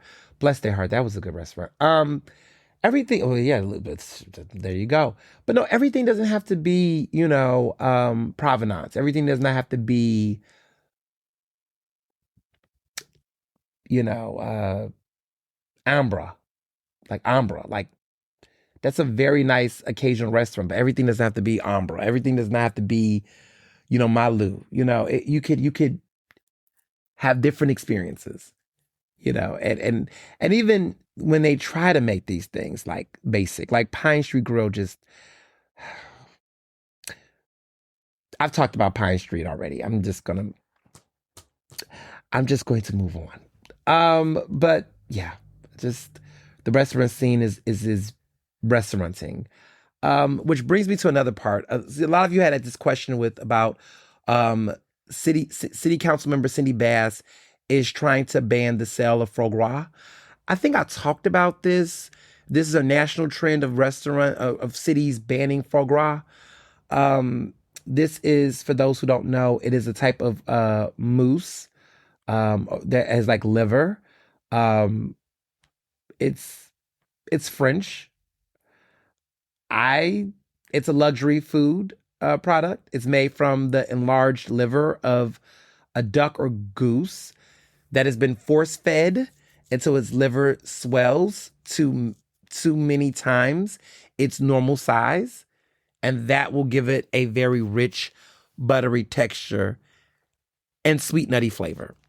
It's a French delicacy. I've had it, but a lot of people are trying to ban it. And you know what? I'm okay with that. Foie gras is not a necessity. It's not. And I didn't even know the process, many years ago when I used to eat it at certain restaurants. But, ducks and geese are force fed these large amounts of grain through a tube, and it causes their livers to become fatty and enlarged. And A lot of critics argue this process is cruel, which I think it is cruel. You know, it's causing pain, disease, and difficulty for the birds to stand. And the production and sale is banned in some countries already and states like California. But there are legal challenges. But we are seeing it in Philadelphia. The city council member Cindy Bass is trying to, fight this. And you know what? I'm not going to get in the way of that. Is it my cause? Is it me? Is it something that I personally need to be on the advocate against? And no, I'm not necessarily. It's not my, there's so many other things going on in the world, but I'm not against it. People have asked me, a lot of people ask me what I think about this and about the restaurant industry and French restaurants and stuff. Honestly, there's so many other French things to eat. Eat you some escargot. Eat you some escargot. Go have that. Have some beef tartare. There's other things you can eat that isn't necessarily doing all that. Now, I know vegetarians and vegans will say, all that shit Ernest shouldn't be. And you know what? I'm not gonna fight against that either. But I will say, oh, they're gonna cancel me. No, joking. I will just say baby steps. Baby steps. Okay, baby steps. I don't think we need to be doing what we're doing to ducks like that. I just think that's a little too much. But then someone will say, but killing a chicken with, you know what? I'm gonna shut up. I'm gonna shut up because I guess. Okay, I'm going to say this, and this is what the vegans want me to say, and I'm not even going to say this is what they want me to say, but I'm going to hear the logic here. I guess for me, the argument about foie gras is that they're saying, look, this is a humane, cruel process because they're stuffing the liver, but cutting the head off a chicken and killing a chicken, isn't that not a cruel, inhumane process? I mean, are we just talking about the ways in which we're killing people? I don't. I mean, if you're gonna go there with the foie gras argument, you might as well say, isn't it inhumane to kill something? I don't know if there's a humane way to kill something. I don't know. Is it just the way you pray over it before you kill its head? I mean, I drain the blood. I just want people to think about this. There are times where I have thought about veganism, but then I just, look, I'm an imperfect person, okay? By logic, I do understand. I really do. I just can't, Like I get drinking, for example. I understand why people don't drink. I understand. I've read the research about alcohol intake. I completely understand, but I'm imperfect. This is one of those moments where I am imperfect. I am. I have some contradictions. We all do. I do. And it is something that, I am disappointed in myself sometimes. I'm like, you know what? The types of ethics that I have around a lot of things, I should not be eating meat and dairy. I really should not. But unfortunately, I was what they say. This is my sin. Okay, this is my sin. I am a carnivore. This is my sin. I really do mean it, and I do like to drink. I don't drink excessively, but I'm not going to I know people say, look, drinking all the things. I hear all that, but I like my Tito's handmade vodka. I do. I like my Blue Coat gin. I'm sorry. I like a good steak. I know. But I guess, I will not eat foie gras. I will definitely not eat foie gras. I will not do that. I will not do that because I do think at the end of the day, I don't got to do too much. They say, oh, it's cruel. I guess I don't got to be cruel, extra cruel, because I do think it is cruel to kill animals. I do. And so I think it's hypocritical to say, don't do the foie gras, but we're going to still kill the duck and eat the duck. Isn't that cruel either? Is that not cruel? I just think the foie gras argument is unless Cindy Bass is a vegetarian or vegan, I don't know what her diet is. I know Council President Kenyatta Johnson, while he will eat vegetables, he refuses to eat the rich. Now, see, the green, let me see where I'm going there. I would just say listen, he's a vegan. He is not, he's a vegan. I believe, Council President Kenyatta Johnson is a vegan. But we would, we would prefer him to eat the rich, but he won't do that. He won't do that either. I guess he's a vegan off the rich as well. Um, but I don't know. I think Cindy Bass. I think Cindy Bass eats meat. I think so. If she doesn't, then I understand her even more. I could appreciate the case, and I bet you Council Member, Kenyatta Johnson will support it as well because he's vegan, so he will probably easily support this legislation. Um, there might be some other vegans or vegetarians in city council outside of him. I know Sharif Street. He's vegetarian. I know State Senator Sharif Street is running for Congress. I know he's vegetarian. He probably would support this legislation they brought to the state house. But I'm not against it either. I'm not against it. Now, if you start talking about banning of, like, look, I need the law to force me not to eat meat. The only way I'll stop eating meat is the law force me to. Now that's a shame, which they're not going to because there's too much money to be made out here. Okay, the agricultural society we're in. Listen, maybe I'll just say the hypocrite in me will say in this regard, I guess the hypocrite in me in this regard will say that we should regulate or do reform measures for the process to which we kill animals to eat. That makes no fucking sense. But this is the way people talk about the criminal justice system, right? We can't abolish it. We have to reform it. Look at me. You see what I'm doing here? I'm just pick up what I'm putting down. We should do some reforms on criminal justice. Like we need reform. So, I think we need to have police officers, but body cameras, even if the body cameras are not, listen, I think when it comes to this conversation around animal welfare, I think that we should not be doing foie gras. Like we should not be, putting tubes in their mouths and stuffing them with, I just think that's very cruel and inhumane. But we should keep the poultry industry the same, I think. Just don't give them pesticides and hormones.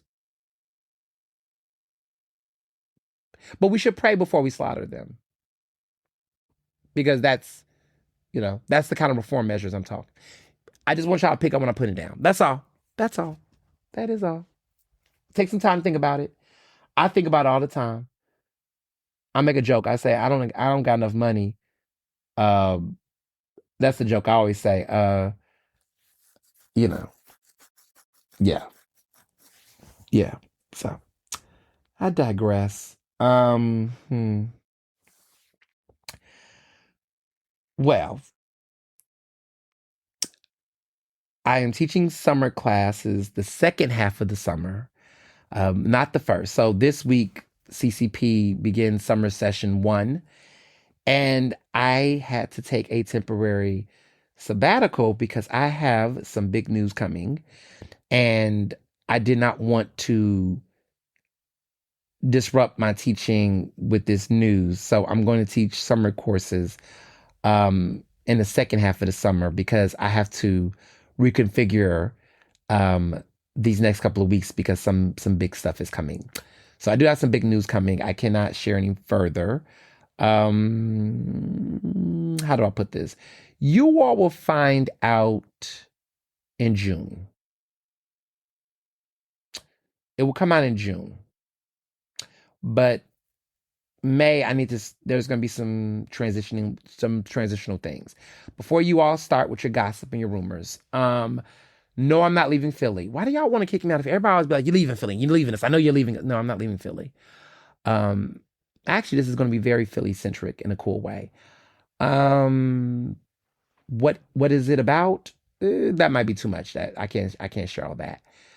But it is something that I've wanted for a while, and a lot of people want it for me. Very cool. It's a very cool opportunity, and yeah, I'll say that much. But there'll be a subtle hint. I'll give that. I'll tease. This month there'll be like a subtle hint, and if you catch it, you'll catch it. If you don't, you don't. But there'll be a little thing, and you'll be like, and then and then you hush up. That's all I'll say. That's all I can say. But I have to. I think a lot of times when you're doing a lot, you can tell yourself, okay, you're doing a lot of things. It's time to slow down on some stuff. I'm not going to stop teaching. Let me be very clear. I'm going to still be a professor, but as I'm on board for this opportunity, I need to do all that, and I don't need to have, and I don't have to teach, like for this, like sometimes you do stuff because you love it, but sometimes you just have to be like, look, some things gotta, so I was like, let me, I'm wrapping up this book. I got this opportunity that's about to happen. I need to prepare all my ducks in order so I can get ready for that. And so I need to give my undivided attention to that. So that's coming. I know I sound very vague. I hate that. Yeah, I hate when I do that. But no, I also didn't want to just drop something like this on you all and y'all go, what? Why you didn't tell us? So this is my way of telling you all solely. So that's gonna be great. So moving on to hot topics. There's some gerrymandering wars happening right now in this country, and it is creating a lot of havoc, as you can imagine, in our political system. We are at an all-time high witnessing some things, a lot of things, and it's become hard to watch. It's become hard to watch. Seeing certain states change their policies. Yeah. And it's been frustrating. Tennessee is losing their black district. Other states are we're seeing that happen. The Virginia Supreme Court has struck down their new voter approved map, which would have helped the Democrats. That's not happening now. Three states have eliminated their majority black districts over the past week: Florida, Alabama, and of course Tennessee. They've officially redrawn their congressional district maps, which is now going to weaken the power of black voters in their state. These 6 minority districts have now been eliminated: 4 in Florida, 1 in Alabama, and 1 in Tennessee. And Louisiana is going to do the same thing this upcoming week. So get ready for that. I got to say this. This is sad. All this is sad. But this is what happens when there's voter apathy. This is what happens when people don't go vote. When you don't vote, you waste your vote. When you waste your vote, you let other people have the power to make decisions. If voting did not matter, they would not be so pressed to take our voting rights away. If voting didn't matter, they wouldn't be fighting right now to change maps. Let me explain why this matters. Because some people are going to say, oh, well, a predominantly black district, well, what about, let me explain what this means. Black voters, by and large, by like 90% of our voter population, are Democratic voters.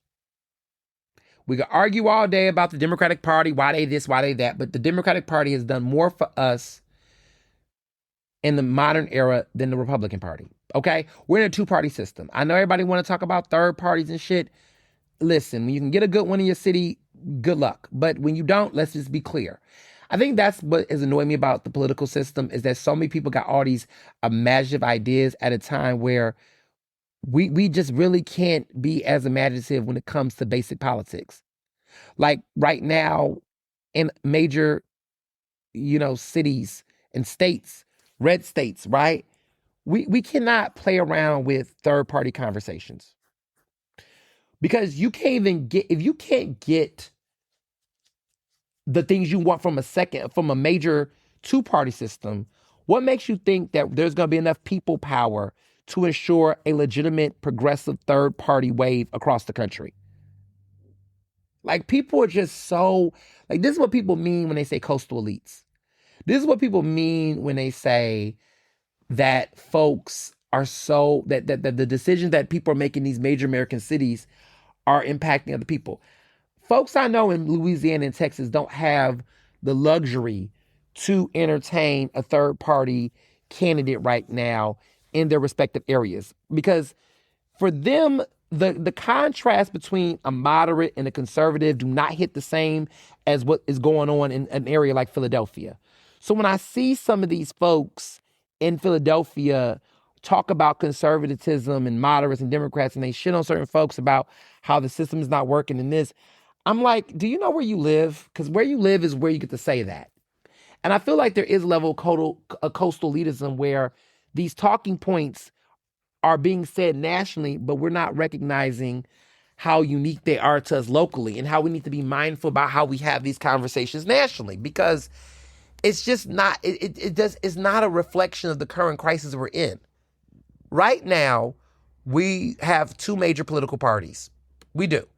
And we're probably not going to see a change. I don't know. In my lifetime, maybe, but I don't know. We're so far back right now that to get back to where we were is going to take time. And then by the time we do that, we just got to hope that democracy as we know it is not completely obliterated. So like, we're in a space right now where we got to get back to where we were. And that's going to take time. And the problem is that some folks that's been talking this shit about your vote don't matter, vote per party, don't vote this, that, and the third, and withhold your vote, all this bullshit, that has led to voter apathy. It has not mobilized voters by and large to take their votes elsewhere. It's gotten to voter apathy. And so with voter apathy, people have just not been voting. And those who have been voting have been very strategic, especially in these red states. So what's happening is that with the redistricting, they're taking out like predominantly black, districts that would guarantee a Democratic person elected, would showcase black political power, right? They're breaking these districts up and like making them be a part of other districts that are predominantly white, so that the black vote does not carry as much power there in representation. So what will happen is that when you take a black district, right, and you piece it up with redistricting, now you have fractured that area, and now those black votes are going into other districts, and those districts are predominantly white, which means that a black vote, whether they vote or not, will not change the material outcome of the election.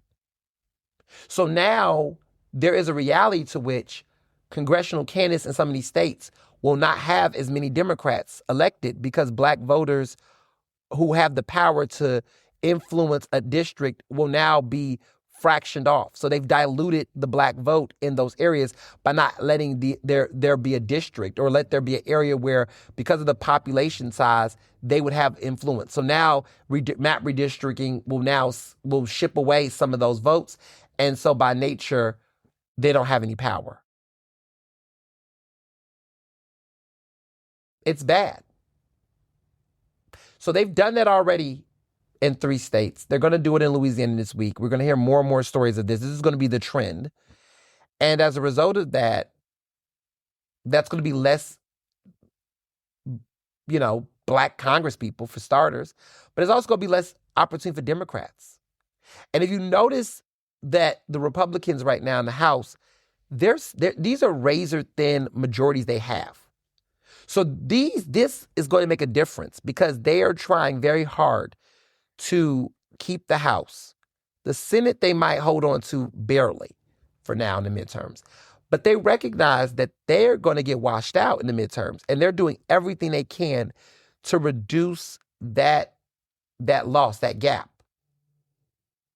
Because before all this gerrymandering shit was going on, it was a situation to which Democrats might have had the House for a very long time.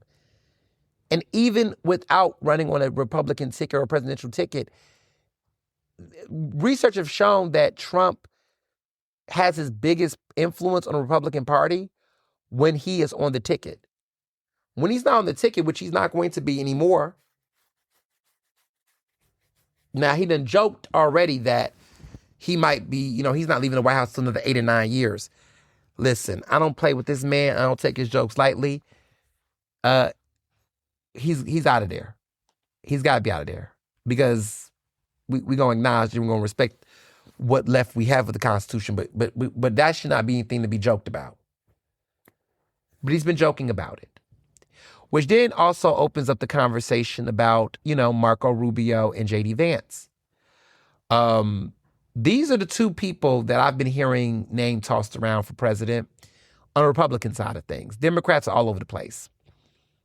What's new? We'll get to them in a minute. But, I'm looking at what's happening right now in the Republican Party.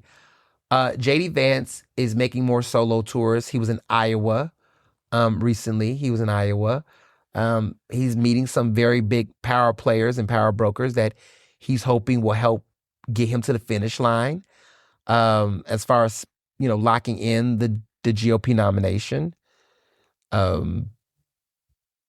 It's coming very soon, y'all. I mean, next year will be start being primary debates. We're going to start seeing candidates announce next year. A lot of them are going to start announcing. I mean, this year, everybody know we got to get through the midterms, because I think the midterms is also going to determine who's going to run for what. I sense with Democrats, AOC might consider it, but she's got to get, she can't talk about that until she locks her seat in. Josh Shapiro got to get through this gubernatorial race and win and do that before he even have a conversation. Like, there's certain people that got to get through their primaries and all their shit and get through their races. We got to see, Gavin Newsom. I mean, he's out already, but he's got to, see how California plays out, though, because there's been talks that there's a chance that a Republican could potentially win. A Republican can potentially win governor. The Democrats are fighting. There's no clear front runner now after Eric Stallwell had his controversy. So, it's a lot. It's a lot happening right now for Democrats. Democrats in disarray, but the Republicans, though. So I've heard people split. Some people are saying J.D. Vance. Some people that like J.D. Vance, but I don't know, though, with him. He's got a lot against him because, for starters, I mean, he's been a very mediocre vice president. I don't really think he's had a moment at all. Let's just start there. I don't really think J.D. Vance has made a splash. He's kind of has just been a figurehead, really. I mean, the Iran situation with Iran, like, they told him to go home. Like, they don't need him. They're not trying to talk to him. He's not really. I mean, listen, if people were gonna say, Kamala Harris was ineffective as VP and was kind of just floating, if that's what people want to say, I think there's a case to be made that she did not really have a successful vice presidency when it came to certain issues. Sure, cool, not arguing with that, right? If we got that to say about her, what the hell is J.D. Vance doing? Because I don't really know what he's doing. I mean, they tried to make, Harris the border czar on the border issue, which wasn't the best thing to do. But you could at least know that they were trying to give her some assignments. I don't really know what J.D. Vance has been doing. He's been, like, in the shadows, and then they've tried to put him out in some issues. I mean, he's kind of been playing low, and I think that's been strategically because, he doesn't want to look like he's forcing Trump out, even though Trump should be a lame duck at this point. But, he's been treading that because he knows Trump's ego. And then you have Marco Rubio, who might be trying to make another comeback. And, look, he's Secretary of State, foreign policy. Republicans love that. He seems to be the reasonable guy. He's a person of color. The Democratic Party, the Republican Party needs to, they're going to need to do something that doesn't look the same. So, but I also know that they're a party that has a history of racism in a way. I mean, both political parties have, but their party has been very reluctant to embrace anyone of color getting in any top position. So I just don't see the Republican Party. I don't know. They might surprise us, but I don't see the Republican Party having, a major presidential candidate not be a white man. Let me be very clear. They have only put up white men for the top job. Now, of course, there was, Sarah Palin as a VP running mate, but she was a VP running mate. And then she also lost. And I do think that some of the Republicans who talk about women did not vote for her because of that. Because they also have these mindset that no woman should be, in the highest office. Well, think about it. If Sarah Palin would have successfully worked with John McCain, if she was his, he was there, technically she would have been the next in line. And there are a lot of evangelical, fundamental, male chauvinistic Republicans who don't believe that a woman should be president of the United States. They don't biblically believe that. I remember I was the Jesse Lee Peterson show, which, was what it was. That wasn't my first appearance yet. That was my second, actually. But he literally was telling me, do you think that a woman, do you believe in the Bible? Women shouldn't be whatever. And I was like, well, first of all, I don't believe that. But it just tells me that Republicans themselves, including Jesse Lee Peterson, who's a black man, right? Black conservative, they really have an issue with that. So Democratic Party, for all intents and purposes, you can say what you want about them. They are not above reproach, right? But they have nominated a woman for president twice. A white woman, a black woman. They have nominated multiple people of color over the years. I mean, Obama, we got the nation's first black president. We have, Democrats elected a person of color before everybody else, and then elected a woman of color, right? Like, they've done this, and both of the people were black. So the gender-wise, race-wise, Democrats have had that diversity. We've achieved it. Democrats have achieved it. Republicans have just been putting white men in the presidency. And even with the vice presidency, white men. They tried Sarah Palin one time. And while she was Alaska governor, right? They'll put her on the seats. That White House is something different. So I don't know. I don't see it. I haven't seen Republicans elect anyone of color in a higher position as governor, right? They haven't put them in these serious roles. So I have a hard time seeing this. Marco Rubio, yes, he is Secretary of State, but that's an appointment.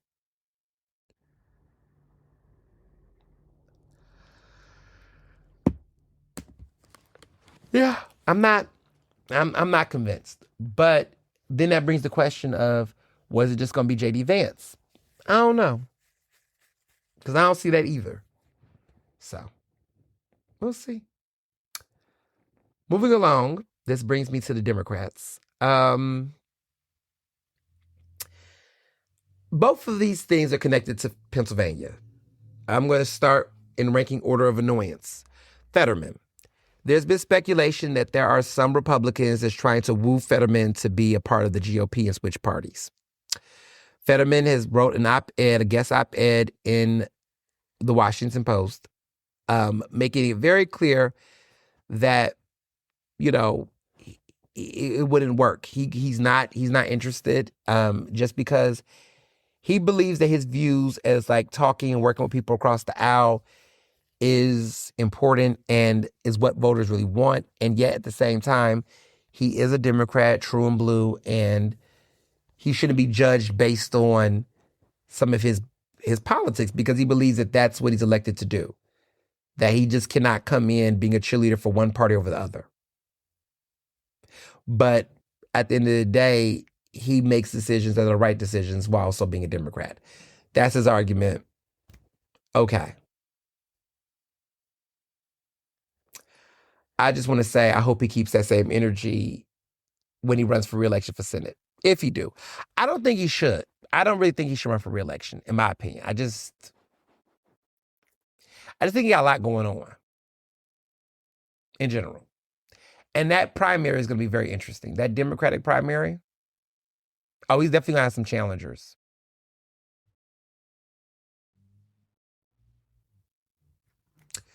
But we'll see. We'll see. So let's talk about Josh Shapiro. Governor Josh Shapiro. He finds himself in some mess once again.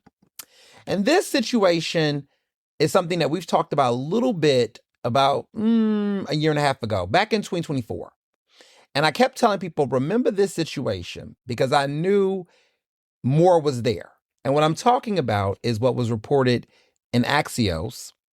And this tea has been spreading since then. A lot of people have been talking actually about this. My good Judy, fellow former colleague at Philly Mag, now she's at Axios, Holly Otterbein. She has been at Politico, now she's at Axios. She's covering a lot about national politics, but she really got her big start in Philly.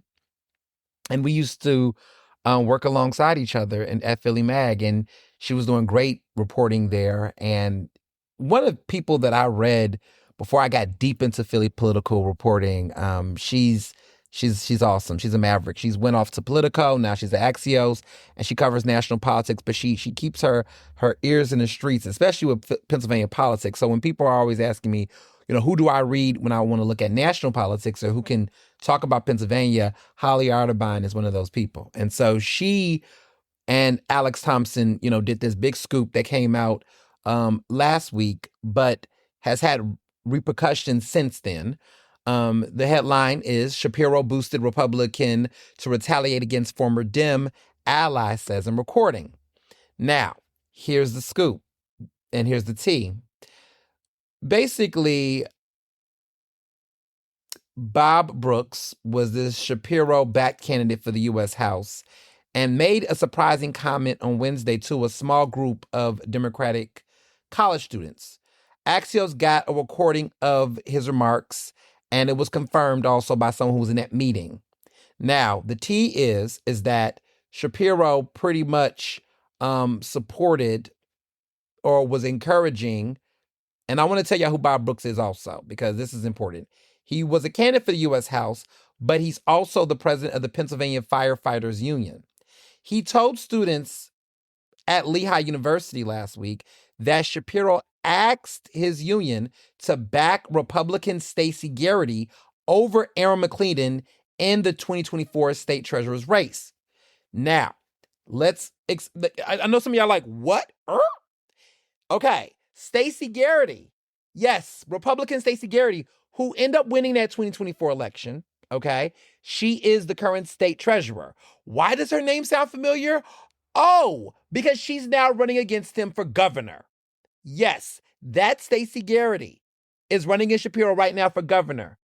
And what many people are saying is going to be a very interesting general election during the midterms in Pennsylvania. Yes. Now, some of y'all might say, well, I don't believe that. That doesn't even make sense. Well, let's unpack this a little bit. So in 2024, in that summer, there was drama between Aaron and Shapiro because when Shapiro was, in the conversation for VP, Aaron came out and spoke against him. And there's a lot going on here because she went public against Shapiro in 2024, July 2024 exactly. She posted on X or Twitter, formerly known as Twitter, quote, I want a VP pick that's secure enough to be second under a woman, is content to be VP, and won't undermine the president to maneuver his own election and doesn't sweep sexual harassment under the rug. Ouch. Now, remember, I did the podcast and I was telling y'all why I was a little sus about Josh Shapiro. And some of the things that I had said on my podcast had been said by others in the Democratic arena.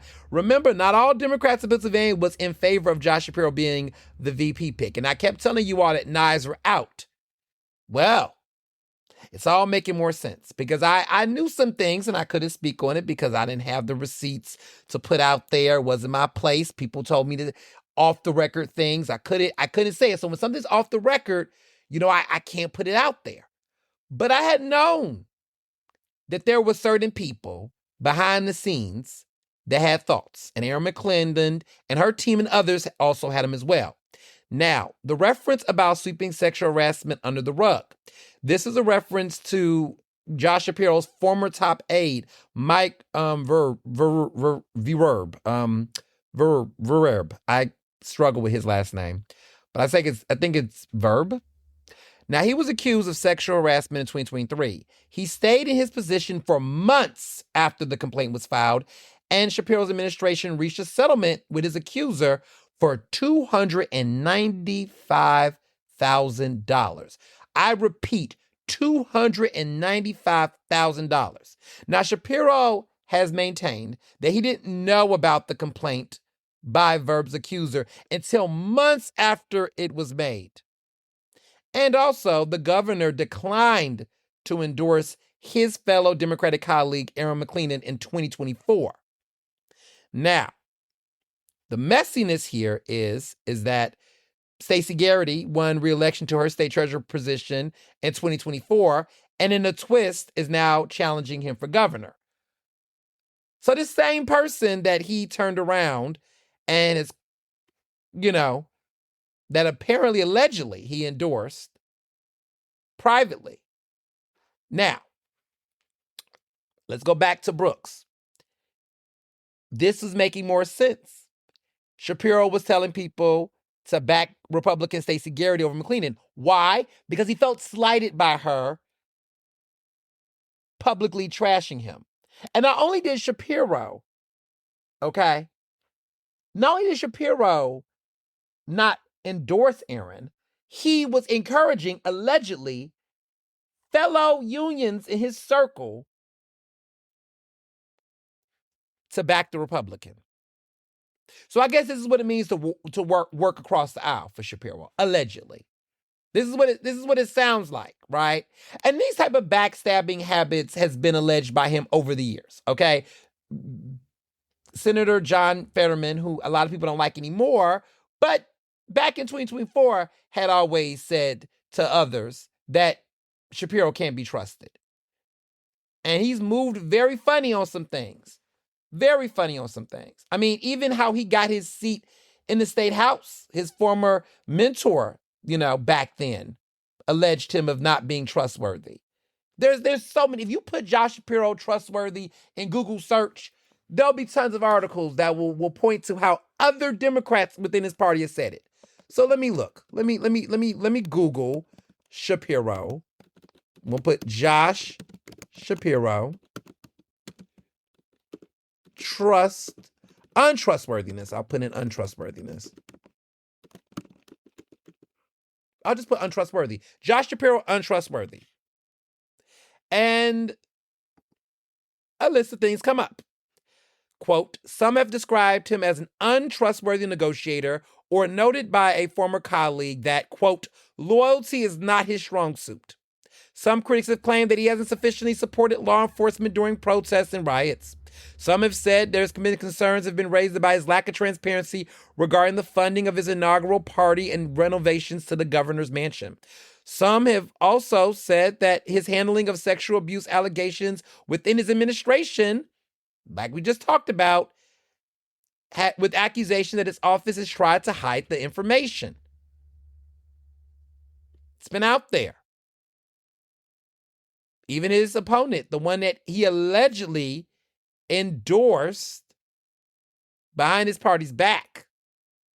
So yeah, it's a lot of conversations. People have said Josh Shapiro has done an about face. Unreliable. Political maneuvering.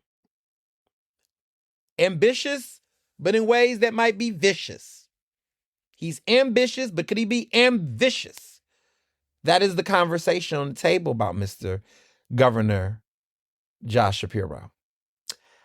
Listen, none of this surprised me, but it's important to note that his spokesperson, Manuel Bonder, said that Bob Brooks, his comment was, quote, inaccurate, adding that the governor did not ask Bob Brooks to make any endorsement in that race, and the only races he is focused on are winning up and down the ballot this November.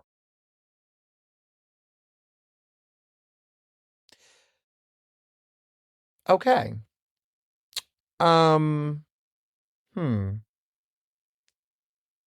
I don't understand. I don't understand. I don't understand. That doesn't even make sense.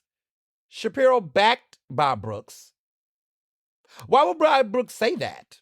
Like, how does he misspeak on that? I don't understand why he would say that. I mean, they have a relationship. They clearly know each other. I mean, he literally added that Josh Shapiro had requested because Aaron McLennan came out hard about something on Josh Shapiro, and really the Democratic Party as a whole turned on Aaron McLennan, and he said, quote, "I would like you guys to endorse Stacey Garrity." Why would he lie about that? I don't understand why he would lie about that. I don't like that's how does someone misspeak on something like that? Like, why would he lie? I don't understand why Bob Brooks would lie. He's clearly a Democrat. He's got a good relationship with Shapiro. I clearly he thought probably at Lehigh that, what's the beef? There doesn't seem to be any beef there. That is exactly what I heard in 2024. I heard that same shit. I heard that. I can now speak. In 2024, y'all, I heard that as well. That Shapiro was out in these streets talking shit about Aaron, allegedly. Some receipts I actually physically saw messages, but I'm going to let things be where they are. But I had heard this, that he was determined to make sure she did not win in 2024. Rather than, get the Democrats fired up and sweep, make sure in a time where Stacey Garrity, who he's called an election denier, this is messy. This is some snake shit. The Pennsylvania Democratic Party has called Garrity an election denier, said that she has an extreme MAGA agenda. Now, here's where I move, right? I'm not saying that Shapiro had to endorse Aaron. He doesn't have to. Aaron clearly did not want his endorsement. Clearly, they don't like each other. That's fine. But where I come from, you don't go out your way to support a worse person, right? So, for example, Malcolm Kenyatta, me and him don't see eye to eye on things. We don't get along. I think we're in a civil place now, allegedly, I guess, But, I'm not necessarily the biggest fan of him, right? That doesn't mean I'm going to ever support a Republican that goes against him. Does that mean I'll go out my way to support him? No, I'm not fake. I don't know. Now, if there was a Democrat in a primary going against him who I thought was more qualified than him, I might look at it. But what I'm not going to do is cross party lines and back somebody who was completely problematic. And so this is karma for Josh Shapiro. Because personally, I don't believe him. I find it hard to believe that Bob Brooks would just make that up. Like, why would he do that? Like, why would he say all of that? Like, I would believe that more than believing that Shapiro wouldn't do it. It makes more sense for Shapiro to do it than for Bob Brooks to make it up. Like, what does he gain from saying that about Shapiro in 2026? Like, what does he gain from that? I don't understand. Like, this is a man who you endorsed. So everybody's lying but you.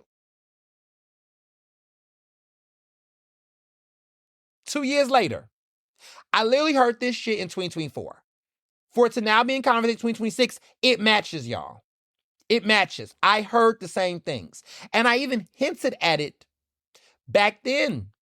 Pull the tape. Go back in the summer of 2024 and listen to those episodes of Ernestly Speaking. I was saying the same thing. Now, I didn't name the union. I didn't, because I knew certain people were. But Bob Brooks came out and said it. So now I can confirm it and say, yes, I heard similar conversations were happening throughout that 2024 election. A lot of people was pissed off because the Pennsylvania Democrats across the board, a lot of them felt some type of way and felt like Aaron was not being in unity by it. Because remember, there was a coalition of Pennsylvania Dems who was really trying to, hype up Shapiro for VP. They had the big announcement in Philadelphia, and everybody was was excited and thinking it was going to be his big moment. They had it at the Leah Chorus Center. Remember it like it was yesterday. And then Kamala came out with 10 waltz. And ever since then, there's been bad blood. Shots thrown in books, people leaking shit to the press. I mean, it's been a messy situation. But once again, this short guy with this Napoleon complex in the governor's mansion is really beginning to show his horns. I've seen it for a while. Y'all. I'm not going to hold y'all. I have seen things that's been concerning. And look, I've long accepted that politicians are in their feelings. They're not going to be open and transparent. They don't want to sit down and do the interviews.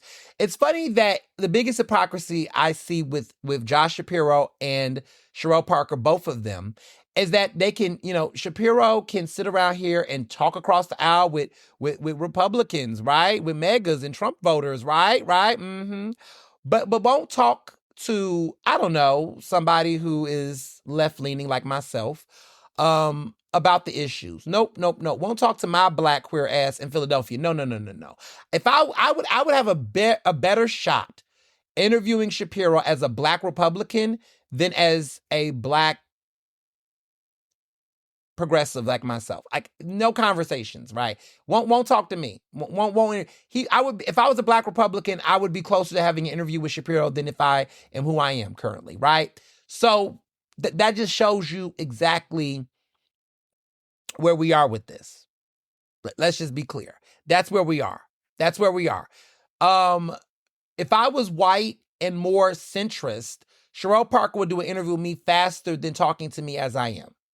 That's just the play with these Democrats that are, true blue Democrats. I got to say true blue. But then I question the true blueness because I'm kind of like, y'all giving purple with some of y'all policies at this point. I don't even want to say true blue because this is not true blue behavior. It's giving purple. It's giving a little bit of royal. It's giving royal purple. It's giving purple layer. Like, I'm not going to say you all are like, lavender, but it's given like royal purple, like Purple Label Ralph Lauren collection. Like that, like it's like a bluish purple, but it's given, I'm seeing some, it's given, purplish. It's not giving true blue at this point. I don't know. These purple dims. That's what I'm going to start calling them, purple dims. Not true blue, purple dims. Because there are some true blue dims, okay? But these are giving purple dims. The purple Democrats. Because, yeah, this is purple Democrat behavior. Now, a true blue Democrat, in my opinion, would be someone like Cory Booker, right? Like, Cory Booker isn't really entertaining mega Republicans. He is definitely, he's not progressive by any means of the imagination. His politics are more in the Democratic Party, clearly. But that's like a true blue Democrat to me. Like, Joe Biden is a true blue Democrat. But I'm starting to feel like some of these other Democrats, like Shapiro, no. Fetterman is a purple Democrat. But I feel like Shapiro is too. And I think everybody, they're more alike than they are different. They got more in common. Over the years, Fetterman has leaned more towards Shapiro energy than Shapiro's leaned more towards Fetterman's old self. They're kind of the same. People don't, take some time and think about it. It's not going to hit. I know the moment you hear that, you're like, what? That's fine. I get it. But really look at some of their politics. Fetterman is that second half of Shapiro's brain. The current Fetterman, not the old Fetterman, but the current Fetterman is definitely the extreme version of Shapiro's thoughts. Shapiro won't do it. Shapiro's going to put on a suit, But the way in which Fetterman shows his ass, I feel like that's literally the other side of the politicalness of Shapiro. From pro-Israel to the politics on how he thinks about it. I mean, and that's his, he's Jewish. I don't want anybody saying I'm anti-Semitic, because I'm not. I'm saying that a lot of Josh Shapiro's politics for Israel is shaped by his lived experience as a Jewish person and as somebody who has been to Israel and also has family ties to, to the country and to the politics around it. I just want to be clear on that, okay? I'm not making an assertion that just because you're Jewish that you automatically support Israel. Because look, Bernie Sanders is a progressive. He is Jewish. And he's not supporting these politics the same way. Larry Krasner, Jewish, a Democrat, is not necessarily supporting these politics in the same way. So we got to be mindful, and I want to be very clear for the record, that we should not assume that Jewish politicians are automatically pro-Israeli governmental politics in the same way. Let's not make that conflation. Some are definitely more than others. And that is what is, I'm making the correlation there. They're not the same. Okay? And it's important not to do that. And I think what I've seen in politics has been a conflation of people's faith with their politics. Let's not do that, because that's the same way with Christians. There are Christian Democrats who support, there are Catholic Democrats that support a woman's right to choose. Okay? They are in their faith. They are Catholic. We think about Biden, for example, and others, that they are Catholic. They do go to mass. They are very religious. They do go to church, but they also are not evangelical Christians within the far right conservative movement that are very much homophobic, all the things, right? So we got to make sure that we do not conflate faith with people's politics. However, in this regard, Shapiro has connected his faith to how he feels about his politics around Israel. He's made those connections. Everyone don't. Bernie Sanders do not. He does not make those connections in that type of way. But some people do. And so it's just important to make those distinctions. There's been a lot going on since this, there's been a lot of scrutiny that has been said in the press around this. Now, Erin McClellan has fired back, and she has spoken up about her thoughts about some of the things that were said. And, there has been people that have tried to provide nuance here, right? So, the union has claimed that Miss McClellan did not engage Local 98 in a meaningful way during the endorsement process, and added that she did not even recognize a Local 98 leader while seated next to them at a Harris campaign event. They said that their decisions are our own, and are not directed by outside political figures like the governor. Okay, interesting. What she has said on record is that the biggest thing that has brought this has brought back is how intolerant a significant part of the Democratic Party leadership is for any subversive speech. This is what McClellan said last Monday. My loyalty to my party is not based on any elected official. I believe in the party platform. I stand behind criticism of any elected official in my party that violates our platform. That's real. Now, the spokesperson for Shapiro has said rehashing the 2024 elections doesn't do anything to improve Pennsylvanians' lives or elect more Democrats. Of course you'll say that. Of course you'll say that, unless it's convenient for you, or unless it's convenient for Shapiro to do so in his book, where he left out Mike Verb but wanted to talk about the VP sweeps in 2024. The selective amnesia here, the cognitive dissonance. It's the cognitive dissonance for me. This is why I sometimes get annoyed with politics, y'all. I cover it. I know about it. I let you all know about it, inform you all. But this is the shit right here that really annoys me, because everyone is lying. And let me be clear about that. What I mean by everybody's lying is that The very people that will say this is like, let's not rehash the past because it's not getting us forward. Of course, you're going to say that when it pertains to your shit. Yeah, when you've got caught red-handed on some bullshit, of course you're not going to rehash 2024. However, it was convenient for you to rehash 2024 in your book when you were trying to, I don't know, cover your ass on why you didn't get selected by former Vice President Kamala Harris as her VP when she ran for president. Oh, the narrative was that he wanted to tell everybody was, oh, he didn't get rejected. He didn't want it. But you took the meeting. Oh, you decided based on the interview process that you wanted to pull out any consideration. Did you break up before they broke up with you? Is that what it was? Because they weren't going to pick you anyway. And so you took yourself out, I guess, if that's how you want to frame it, before you was rejected because you knew that the interview was not good. You knew that you wasn't going to be able to, overrule and overstep. You had a vision for the position and you realized that it wasn't going to be a Josh Shapiro show featuring Kamala Harris if she got it. So in many ways, you didn't want her to get it when you didn't get the VP nomination because now you see this opportunity to front yourself. Nobody's voting for a disloyal Democrat. I'm sorry. Maybe, who knows? But I think he should really think long and hard about running for VP. I'm sorry, Floridian slip, running for president. He should really think long and hard about that. I don't think it's going to happen for him unless something magically changes. I don't think it's going to happen for him. I don't see it happening at the way in which he's been moving, in my opinion. So, moving along, because these Democrats, y'all, these Democrats are democrating, and there's so much there. So, there's been a lot in the media, right? So many different things, and I'm trying to go through them before we get to local politics. But Met Gala. Okay, Met Gala came and went. All the performative outrage, eat the rich, yada, yada, yada, billionaires throwing it.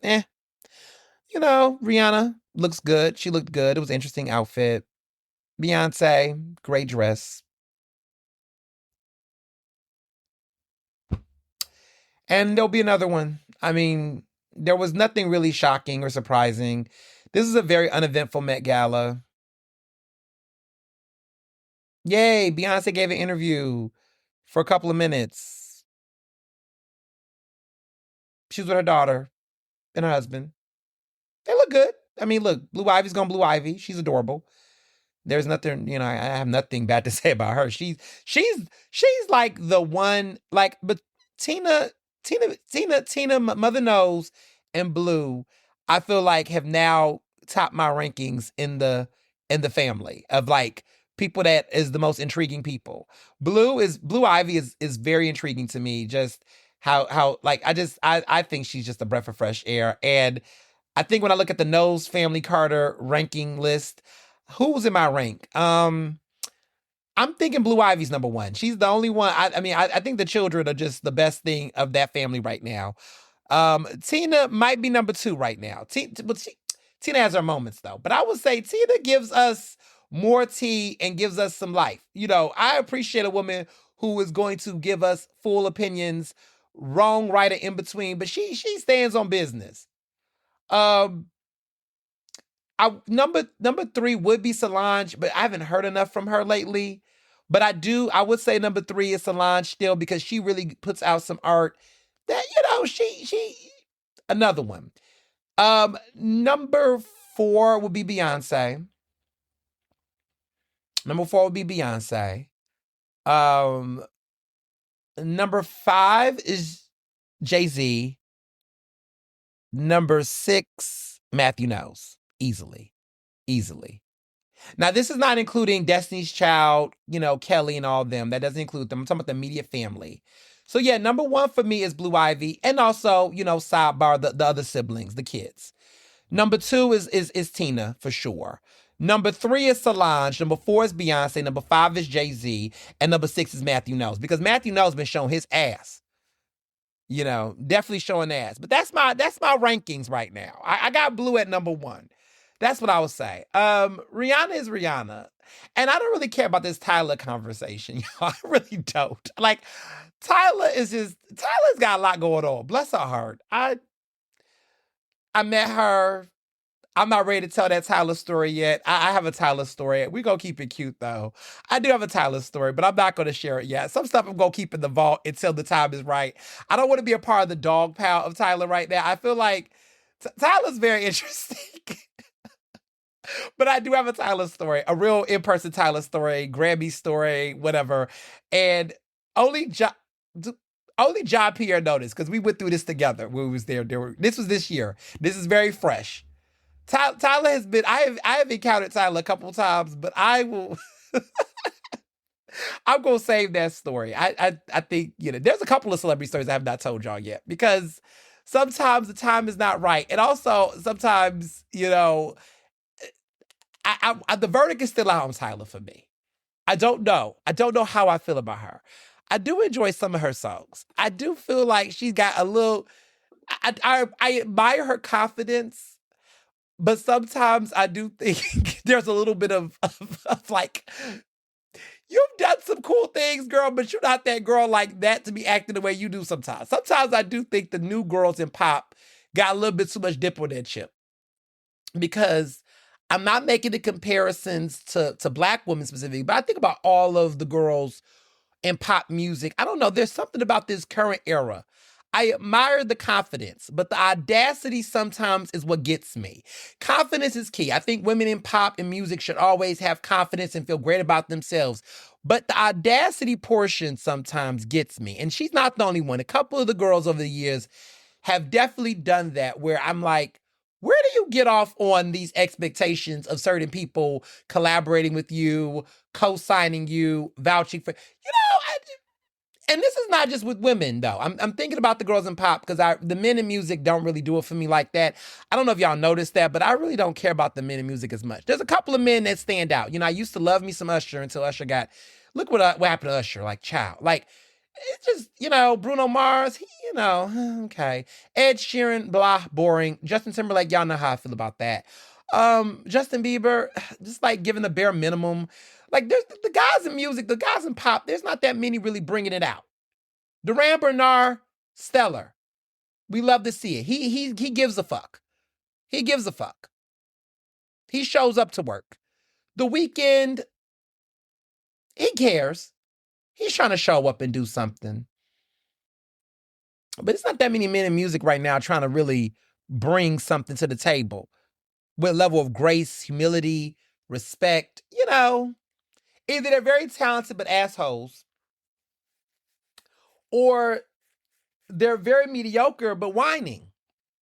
Like Wale. Wale always whining about something. It's always a problem. Trey Songz, like, where do I begin?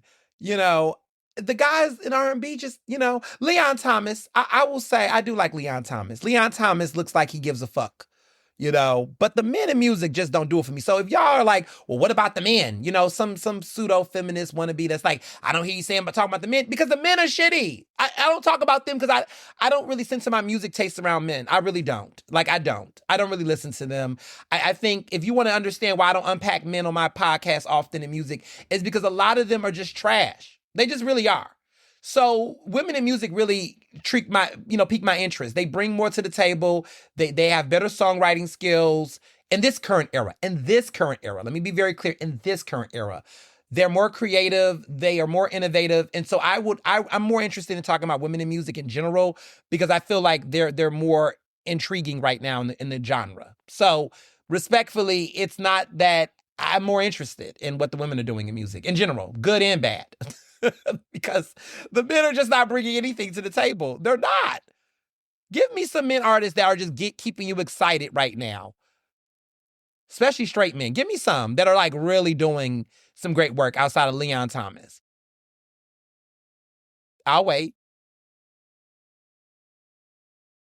I mean, what? Anderson .Paak? Yeah, I just don't know that many. Well, y'all gonna talk about Chris Brown? We'll talk about that album very soon in a minute. We're gonna get into that. But it's not that many. I just don't see them. I really don't. No, I don't. I mean, what, Kendrick? Kendrick is Kendrick. Yeah, he's good. He's decent, What, Drake's got a new album coming out, right? Who cares? I don't find the men that exciting for me. So, excuse me for not deep diving into the men as much. Cause there's not that many that really intrigue me, to be honest. So yeah. Tyler, I think Tyler has she has some great bops. I like her energy. I like the fact that she's showing up. She's trying to get out there and hustle. But then there's these moments where I just kind of feel like the whole conversation between, Rihanna and her didn't meet, she was too busy, or some remark. This is sometimes I'm just like, we don't need to necessarily say these things in interviews. If you want to actually, build. Like, listen, if you want to be outspoken like me and be in the drama and do it for a living and be a news reporter and tell everybody everything, by all means, get your life. Because we love that, right? But the cross intersection between being a Kaya of the industry and being a Mariah Carey there's a slim margin. Okay? Because when you start going out and being in interviews and just, coming for the icons in the industry or throwing these little shots or making these little shady remarks, that builds up, especially when you're an incoming artist. It do. Listen, I didn't start talking shit about certain peers in industry until after what? After my second Delta Sigma Chi Award, was it after Forbes 30 and 30? No, I wasn't even doing it then. I think after a couple of National Magazine awards, I think after that, I maybe started popping my shit. But I feel like, Tyler, you got what, 2 Grammys? You just, in the same, not a number one hit yet? No? Top 3? I just feel like we gotta take some time before. I'm not saying you can't throw your shots. I'm just saying, let's be mindful, because the Tyler Rihanna, like, that's not even a thing. But I just hate that she's got talent, and I just hate that she's oftentimes in headlines for mess like this. So that's what I got to say about Met Gala. I gave it way too much time than I wanted to. CNN pioneer Ted Turner is dead. He is the pioneer. We would not have CNN without Ted Turner. He passed away at 87 years old. He is a media mogul. Fun fact, when I was 16, I know a lot was going on when I was 16, right, y'all? I had an opportunity to have lunch with Ted Turner. I didn't get a photo with him, but I had lunch. And y'all like, wait a minute, didn't you have lunch with Condoleezza Rice around that time? I sure did. I was a high school student representative for the Houston World Affairs Council. And as a high school student, they loved letting the quote unquote the kids come to meet these people. So I had a lot of opportunities because of my youth, and I took full advantage of it. And I think it was like, listen, I was one of those kids. Like, anytime there was a big political figure coming and they had tickets, my mentor at the time, who was her name was Miss Kelly, Deborah Kelly. She was my social studies teacher. She was a white woman, and she was my social studies teacher when I was in high school. She put me on, the original plug, okay? And just always looked out for opportunities for me. You always remember that one teacher you got. And I had a couple. Let me be clear. I had Linda Scroggins. Shout out to her. This was Alief Elsick High School. Linda Scroggins, Black woman, was my history teacher as I moved up. Always looking out for me. I remember I was running for student class president, and teachers was not supposed to really get involved in the races. Okay, they were supposed to just kind of be neutral. Let me tell you something. I had stickers. She was wearing my sticker and tell everybody and mama to vote for me in that election. Listen. She was doing her big one. I had a runoff and then finally won because it was a crowded race. It was like 8 people. I think it was 8 people in the race. And then it got to a runoff. I had won already, but it was a runoff. So they made us it was between me and this cheerleader who dated this popular football player.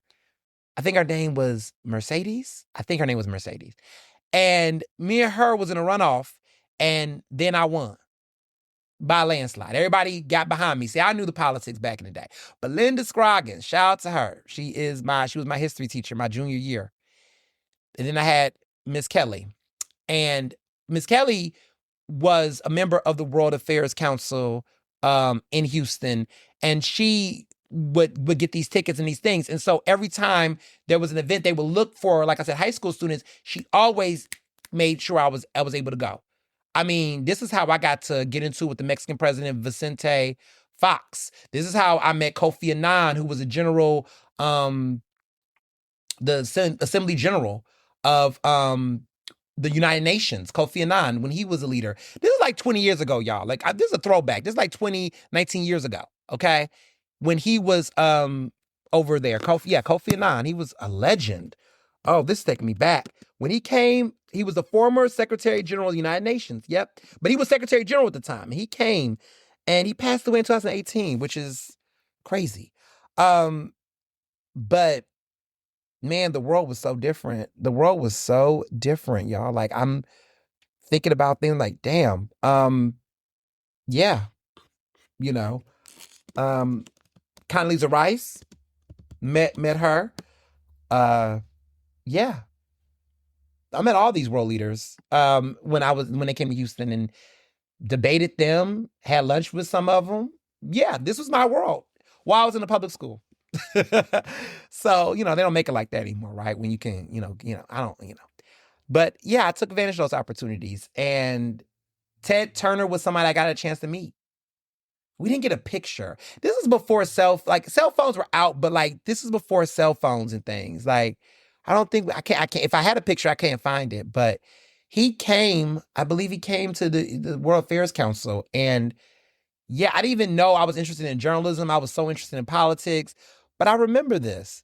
And I got a chance to shake his hand and all of that. So he passed away recently. It's just like a full circle moment. Some of these legends, that have been in the game, and like how they inspire you. Like, he was telling his whole story about why he was married to Jane Fonda. I remember he was married to Jane Fonda, and I remember that because I was a movie nerd. And I was like, Jane Fonda, the Oscar-winning actress? He was married to Jane Fonda. I remember he talked about that and about how they were like, even though they divorced, they were cool. And I was like, and this was shocking to me because I was just like, how you get along with somebody you divorced with? Like, I was just, yeah, this was, I remember that. I remember him talking about just the world, like how there was like no 24-hour like news, like a world without 24-hour news. Yeah. Yeah. But he has now left us, legend, made an impact, definitely changed my life. But he's passed away. R.I.P. to Ted Turner, what he's done in media, legend. Blavity is in the news. My frat brother Phil Lewis, he broke this scoop, or broke this news about Blavity letting go of two of their major, they're shuttering two of their major publications under their brand. And this is a big deal in the media world because Blavity was like a big business. The fact that they're closing two of their media companies, 2190 is going away, and Home and Texture. But 2190 was a big brand, but they're now, saying, look, they got to restructure for the company. And they're, because they expanded into lifestyle content, but now they have to make this decision. So yeah, Blavity Media Group. They're closing two of those companies.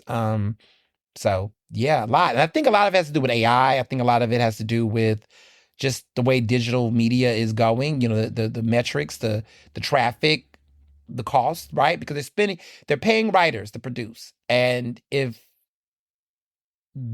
this is not doing it, Shadow and Act. Like, we lost Shadow and Act. That was also one of the major outlets with them. And Shadow and Act was one of my favorite publications.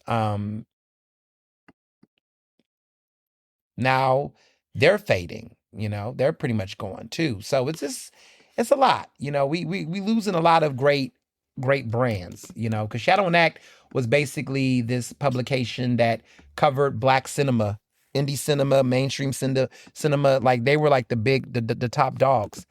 And now they're pretty much fading out. So this is just, it's hard to process that. The niche publications are going away. And this is what happens. They were acquired, but they're shutting down, or I wouldn't say shutting down. They've been acquired by Blavity. They're fading. They're fading, though. I guess that's the way I'll put it. They're slowly fading. I don't know if it's right to say shuttering. I don't think I should. Maybe I spoke out of turn. Well, I would just say that they are not as prominent as they used to be. And it's a website dedicated to cinema and television and web content. I've just noticed that I guess they're still producing content, but it's not as robust. But I want to clarify that they have not completely went away. Maybe I was a Freudian slip. All I will say is that it's only a matter of time. A lot of these niche media outlets are slowly fading, especially within Black publications and whatnot. Spirit Airlines, as you all know, is done. I don't know how I feel about it. Part of me feels like, like good riddance. They was overcharging people. But then there's a part of me that say, look, affordable traveling is something that we should all be encouraging. Some people just want to get to point A to point B. And they're not necessarily, like in this economy, some people don't, some people just need to catch, they're not trying to do a whole vacation. Some people just need to get to point A and point B quickly. They don't need all the accommodations and nice seats. And so there are some folks I know that are catching flights and hopping on flights fast, and they just need to get to point A to point B, and they don't really care about everything else. So the fact that we don't have a Greyhound of airlines anymore is very much says something, right? So I can't say that does speak volumes. Even though people tried to save it, the deal didn't go through. So, we're in an interesting, place right now. Speaking of which, Delta is in the news. I don't even ride Delta, but people do care about Delta. Delta has decided that they are going to, reduce their snacks and food for certain miles, certain flights. And I mean, snack time is over, apparently on short haul flights. So there's, so the new report is that May 19th. So for those who still out there, they are eliminating all food and beverage service on 450 daily flights. They say that flights that are under 349 miles starting May 19th will not get any food and beverage service. So they're not doing it on shorter flights. Okay? So you somebody who, was taking a flight to Pittsburgh from Philly, you're not going to get free snacks on Delta anymore. That's not happening. Under 349 miles is what they're saying. So United Airlines apparently have not offered snacks on shorter flights, those under 300 miles. Same for American Airlines, 250. Although the company does give out drinks upon request. American Airlines do. Now, this is interesting because I knew about this with Martha's Vineyard. When I would go to Martha's Vineyard and I would go between Martha's Vineyard, like when I do a stop in DC, sometimes they would put me on a connector to get to the vineyard. When I'm on that short trip, that short flight, they will only give first class snacks. But, it ranges though. So, yeah. So we will see. We'll see how far this will go. But look, people are cutting budgets. Airlines are not making as much money as they used to, so they have to find new ways to cut the costs and also incentivize people. I think the new trend I'm hearing is that they want to accommodate people who have, niche tastes. Like they want people that have niche tastes. That's where we're headed. Like, you got to have the upscale tastes. If you're first class premium, that's where your services are. But if you're economy and you're not a part of a special credit card or whatever, they're not investing as much energy into you. They really want you to step your game up. They're going to give you shorter seats.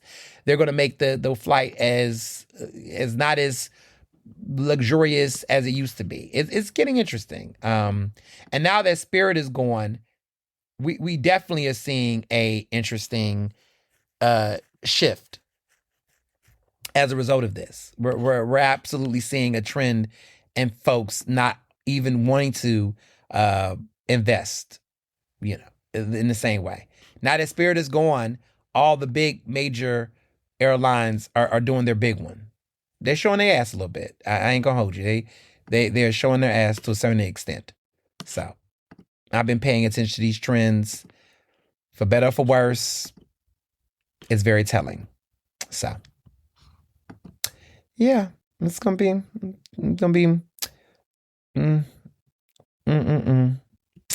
so much to be said. So much to be said. In more ways than one. So I want to talk about Chorus real quick.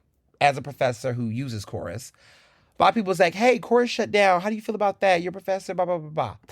Look, I just want to say this. Not that I'm encouraging crimes. Let me be very, very, very clear. I do not support cyber crimes. Do not participate in crimes. I do not endorse criminal behavior and activity. All I will say is this. Hackers are hacking into things that are a disservice to the everyday person. And I just don't know, but there are cyber people who are hacking, cyber folks that are hacking, and they're claiming to be activists and advocates to speak truth to power and do things of justice. I question this because if you can hack into Chorus, right? If you can hack into, Canvas, or it's Canvas. Yes, Canvas. If you can hack into Canvas, right? In what ways do you think that is helping teachers, educators, professors and folks? How is that advocating? And if they can hack into Canvas, I wonder why they can't hack into, I don't know, the student loan system and, free the folks up from loan debt. I don't know. I just don't understand this hacking. I don't understand it. I'm not saying that I encourage the behavior, but I just find it to be counterproductive that those who say, if you're going to hack, wouldn't strategically the hack be for things that are like, I don't know, student loan debt and ticket loans through PPA? I don't know. I just feel like that is the thing. I don't know. I just feel like that makes sense for me. So, I just don't understand the priorities there. But I will say this too. There's a couple of videos of professors that I've seen saying, oh, this Canva has made students so codependent on it, and they don't know how to send attachments to documents without having to use Canva, and we shouldn't be using a one-way system and emails, and they don't know how to send emails, and professors are not. Listen, I don't want to hear that shit. Let me be very clear with y'all, because I don't want to hear that. As a professor, my teaching I'm not teaching the first half of the summer, so I'm not impacted by the Canvas situation. But let me say this. I've always had the emails of all of my students independently, so that if I need to mass email my students at any given moment, I had that ability to do so. My students also had my email. And also, I told my students, let me be very clear.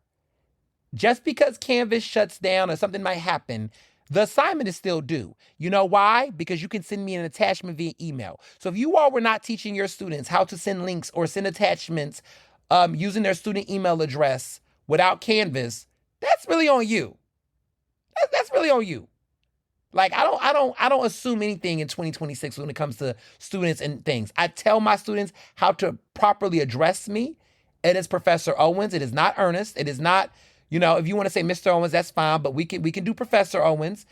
But you're not calling me by my first name, and you're not just going to send me some, yo, what's up? Or, hey, can I, we're not doing that, okay? So I will teach my students how to address me. Now, I don't know, some of these professors out here want to be cool with their students, and then they get mad when their students don't respect them. But the first thing we do on the first week of class is I lay down the law, okay? Expectations, priorities, responsibilities. You know, we do all that the first week. We do a social contract in my class. My students, we do a social contract. Everybody looks at the syllabus and everybody signs. When they sign in, they look at the syllabus and they sign an agreement. They acknowledge. We go over the syllabus step by step on the first day. I tell them how I want my assignments to be submitted, what type of documents, what type of formatting. We talk about what a paper looks like, double spaced. We talk about what citation looks like, how to cite sources, and what a bibliography looks like. I don't want anyone to be confused. And all this is spelled out in my syllabus. If Canvas is acting up, send it by attachment. There's no excuse unless the email system shuts down. But that does not happen. That does never happen in my years of teaching. But Canvas whack funny. You say, oh, I can't upload it to files. We don't care. Send an email. You're not going to blame technology in my class unless the email system breaks down, but it has not.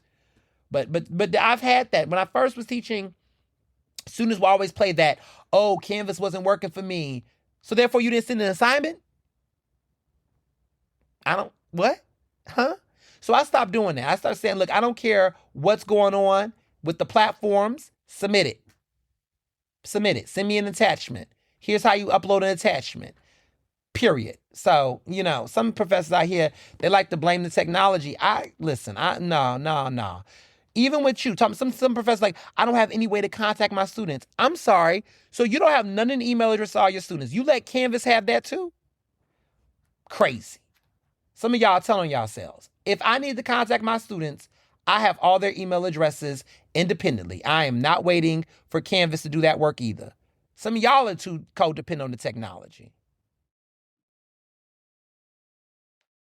So, want to put that out there.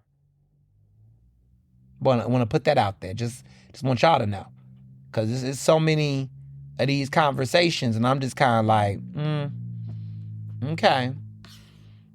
And then before I move on to local politics, this is an action-packed episode, isn't it? So much going on here.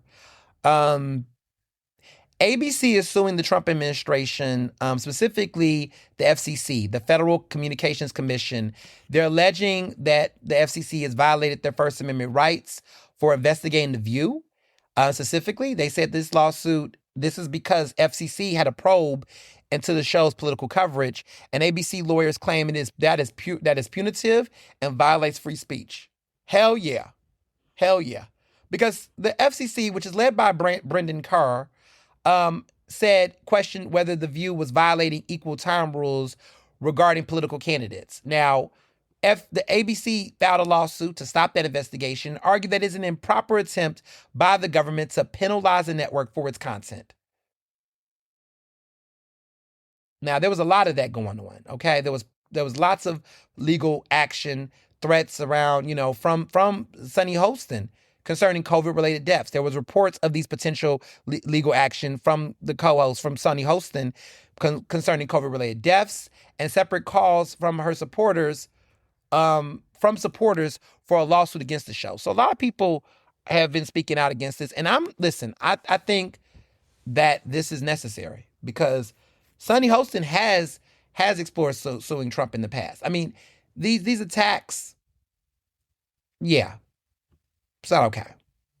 So it's a lot to talk about. But I support the lawsuit. I think that, using the FCC to keep silencing voices online, it's played out. It's not in style. It's not right. And respect the Constitution and respect the First Amendment, period. So with local politics, I want to add that earlier we talked about Shapiro. Shapiro, despite allegations of snakery, he is raising a lot of money. He has brought in another $3 million,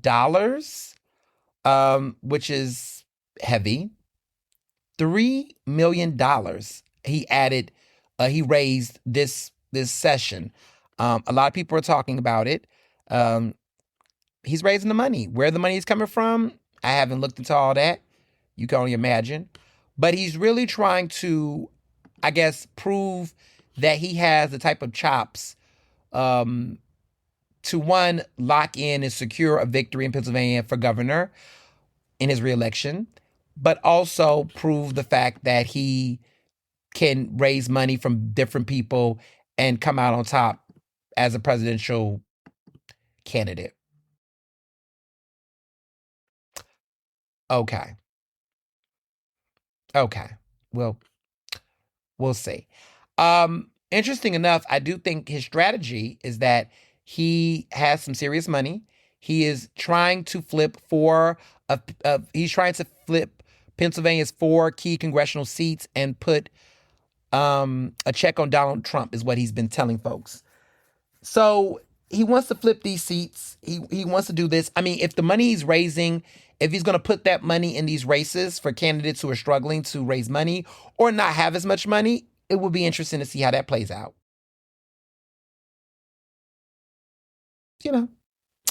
Just some food for thought. I will say, have y'all noticed that he hasn't gotten involved in this 3rd congressional seat? He has not made an endorsement. Mayor Sherelle Parker has. She's endorsed Sharif Street. But Shapiro has not made an endorsement for this congressional seat. Interesting. Now, you would say, well, the Democratic City Committee, the party, is backing Sharif Street in this 3rd congressional seat, so wouldn't Shapiro do that? Oh, but wait. He's got drama with Sharif Street. Oh, y'all remember that? When Sharif Street was going to be the leader of the Pennsylvania Democratic Party, state party, that was a couple years ago. There was some drama. I think this was back in 2022. Shapiro wanted Jerry Lawrence, which is a guy who is not an elected official, but is in his side of town, I think in Delaware County and Montgomery County, around the suburbs. He wanted Jerry Lawrence to get that seat. And he was privately behind the scenes campaigning for him. And there was a ticket. Malcolm Kenyatta was on that ticket. It was a couple other folks, but they were all getting behind this, around this leadership around Jerry Lawrence against Sharif Street. Well, we saw how that played out. Sharif Street won the seat. Not the seat, won the position. Well, won the seat of being Pennsylvania State Democratic State Committee chair, which was a big deal. He was, I think he's the first Black leader of the state party, in Pennsylvania. First Muslim, a lot of things. He made history. Shapiro's always tried to frame the narrative that he doesn't believe, which was even more messy, that he doesn't believe that an elected official should hold that position. So Eugene DePasquale ends up now becoming the state leader after he failed to become the AG. Y'all remember he ran for AG in 2024. And so people were trying to figure out what would be his next position. Well, Eugene DePasquale got it. Shapiro was pushing that too. Sources told me this was back last year when there was a little bit of this kerfuffle around, can, Sharif Street run? Can he run for Congress while also being the leader of the state party? So there was a push. And I think Shapiro, let me be clear. Sharif Street, I think, was very clear that he couldn't do both. But there was a lot of fast pushing on that. Street had time to step out that position. But it seemed like Shapiro was very gung-ho. The moment, Street announced was planning to announce, or whatever the case was, he was really trying to get him out of there, and was really, making sure Eugene DePasquale was going to be the person to have it. So behind the scenes conversations were had, but Shapiro has not made an endorsement yet, as of the time of the recording of this podcast, for that 3rd congressional race. He's staying out of it. It's very interesting when Shapiro chooses to stay, get into something not. I think he's doing that because he doesn't really care either way who gets that seat. He I do know that he has had a relationship with Dr. Ayla Stanford, of course, with the Black Doctors COVID Consortium.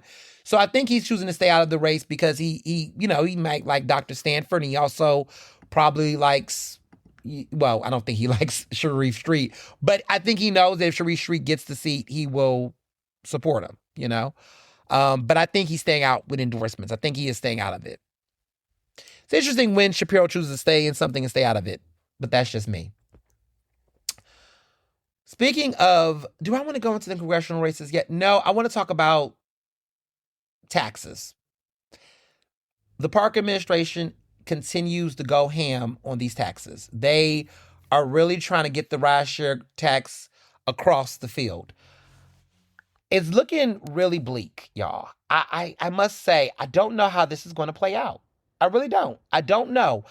There's a gut in me that says that there is a very strong chance that city council will vote against these taxes. But then also, city council typically are very passive. The backbone don't oftentimes be backboning. So there are times where they like to act like they're going to do something, but then they don't. So I don't know. I don't know how I feel about them. I just don't know if they're going to stand on business, Yeah.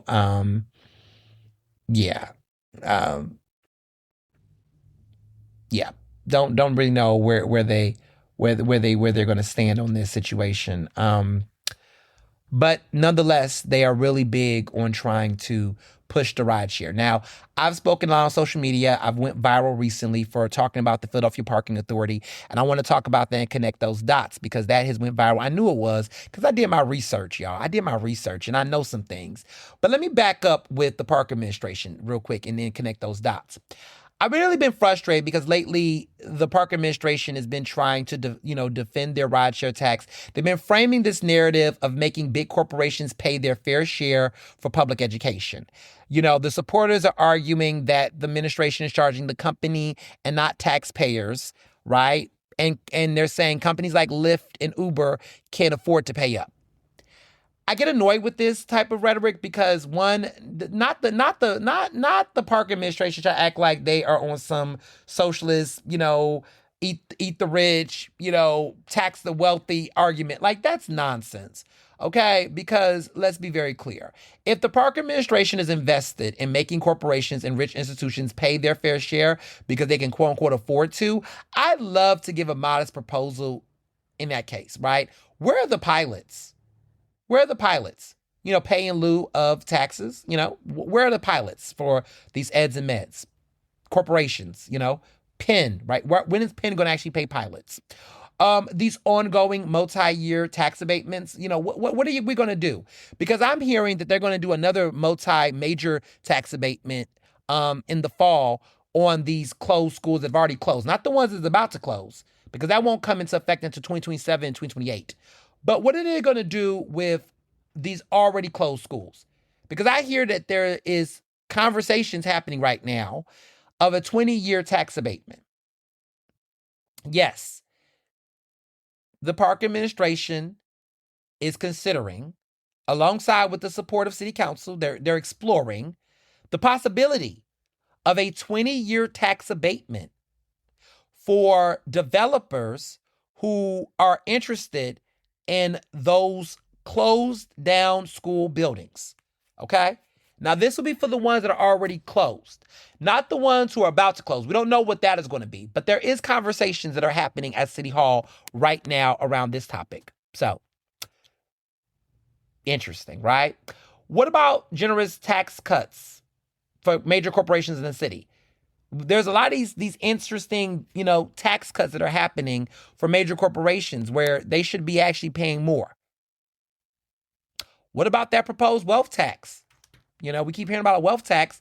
There are some members of City Council that have been trying to talk about wealth tax. The mayor has not been looking into that. And then also holding the Philadelphia Parking Authority, accountable. Mayor could be doing all of that. But instead, that's not what she's doing at all. Because basic economics 101, when a government entity taxes a company, the tax falls on the consumer. The consumer. That's what happened with the soda tax when Mayor Jim Kenney said he taxes the distributor.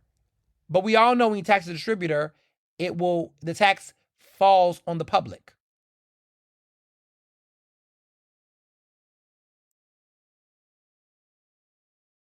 We will be paying this tax. The park administration knows this. Uber and Lyft has made this clear. So at this point, city council got to make up their mind what they're going to do. Because what we're not going to do is keep playing, cognitive dissonance and hot potato with the shit. Period. Now, this brings me back to the Philadelphia Parking Authority, because I have done some research and I've been trying to find out what the PPA can do and what they won't do and make it make sense to everyday people. And so I went viral this weekend when I finally revealed my findings on this. Shout out to you all for liking real journalism and me delivering it to you all and not having you all have to look under a rock to find it, because this is a big damn deal. Big damn deal. I am personally convinced, based on the numbers that I've seen, I am convinced that the Philadelphia Parking Authority can no longer afford to fiscally give money to fund Philadelphia schools. Everybody has been saying PPA, PPA, PPA, right? Everyone's been talking about the sugar taxes. Let's make this very extra crispy clear here, okay? The sugar tax goes to pre-K and recs and some community schools. It's 20 community schools, okay, that get some support by the sugar tax. But there are hundreds upon hundreds of Philadelphia schools and dozens of them, right? And they don't get any money. So these community schools, there's like 20 of them, 19 to 20 of them that exist. They're getting money from the sugar tax, but that's it. These community schools, that's it. Everybody else don't get any money, okay? To suggest that the soda tax or the sugar tax, whatever you want to call it, but we'll call it the soda tax. To suggest the soda tax is funding Philadelphia public schools is misleading. They're not funding the schools. They're not funding the schools by and large in the ways in which people think they are. They're not. They're mostly going to pre-K and recs and some community schools, but nothing massive, okay? So I just want to clear the air on that. Now let's get to PPA, okay? Because some of y'all have been thinking PPA is making a big dent. There was an important, fiscal year announcement, that report that came from the city controller's office. They looked into 17 taxes that are supposed to be funding our Philadelphia schools. And they looked into it in the year of the fiscal year 2025, okay? So this is what they said in the report, that the largest local revenue sources in the past school year were the real estate tax, which generated nearly $1.2 billion, followed by the city's general fund, making a contribution at $285 million, and the business use and occupancy tax, which was around $200 million. Now, in fiscal year 2025, the city increased the school district of Philadelphia's share of the real estate tax revenue from 55% to 56%. Now, here's the breakdown of these local taxes that we've had, right? The biggest, now these are the taxes, because I want to be clear about the taxes. The sales tax gives $120 million. The liquor by the drink tax gives $92.4 million. The school income tax, $71.8 million. The cigarette tax, $58.4 million. Investments, $28 million. General miscellaneous taxes and stuff, $10.4 million. Gambling tax, $9.5 million. Ride share, that is a separate tax that is not connected to the future rideshare tax, but this is another rideshare tax that we do get. That's $6.3 million. Voluntary contributions, that is $4.1 million. Stadium agreements, $2.8 million. Public utility realty taxes, $1.4 million. Reimbursements, $10,000. And PPA, the Philadelphia Parking Authority, $0. You heard that correctly. So all these taxes we have in the city, we got about 16 taxes. PPA, $0 in fiscal year 2025. Some of y'all are like, how? How is this possible? How, Sway? How? I can tell you why. Because over a decade, okay, for the past over a decade ago in Harrisburg, state legislators passed this law called Act 84 of 2012. The legislation pretty much increased the threshold from 25 million to 35 million, in which the Philadelphia Parking Authority would have to generate revenue for the city before it would give its surplus to Philly schools. So for example, if PPA made 37 million, Philly schools would get only 2 million. And the city would get 35 million, okay? If PPA made only $26 million, Philadelphia schools would get no money, as the city would get all 26, okay? So in either case, the city will make money off of this law. Now, over the years, the state law operated off of a fiscal formula that exponentially increased the threshold of PPA revenue raised in order for the Philly schools to get funding. So by 2019, the threshold had reached 41 million. So what that means is that now the city of Philadelphia would get even more money from PPA without having to give back to Philly schools. So let's just break this down. After 2019, if PPA made 42 million, only 1 million will go to Philly schools. But after 2019, if PPA made only 35 million, the schools would get no money, as the city will get all of the money. So if you can imagine, with the early pandemic years, right, like 2020, I believe, or 2021, but 2020, no money was raised for the Philly schools, as nobody was parking as much.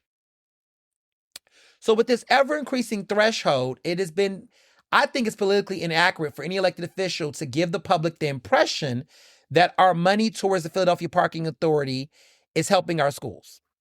It's not. It's not. It is in so many ways. Most of this money is going to the city's general fund. And to be very clear, PPA, the mayor could choose to allocate that funding for the schools exclusively, but she has other priorities, And to be clear, PPA is raising the cost to keep their operations flowing, which means they're increasing fees as the economy struggles post-pandemic. But none of that money is going to schools. So when the meter price increase happened in Philadelphia, this was last July. The meter price increase took place. So if you've been noticing a meter price hike, that's not random. That is because of the fact that PPA has raised it. And the city cannot, basically control PPA. They can't jurisdict over PPA. They cannot, get involved in their fees and all those things. They kind of work as an independent body. And because of this state law, we are now seeing even more. Now, this is drama that's been going on for a long time. This is drama that has happened between a Republican that used to be the chairman of the Speaker of the House, the former Speaker of the House. He was a Republican Speaker of the House. And I'm going to tell you this little story I heard, because this all connects dots, in Pennsylvania specifically, because I think this is an important note. So, the former Speaker of the House was named John Prezell. From 2003 to 2006, he was the Speaker of the House from Philadelphia County. He was a Pennsylvania legislator. He was a Pennsylvania Republican state rep.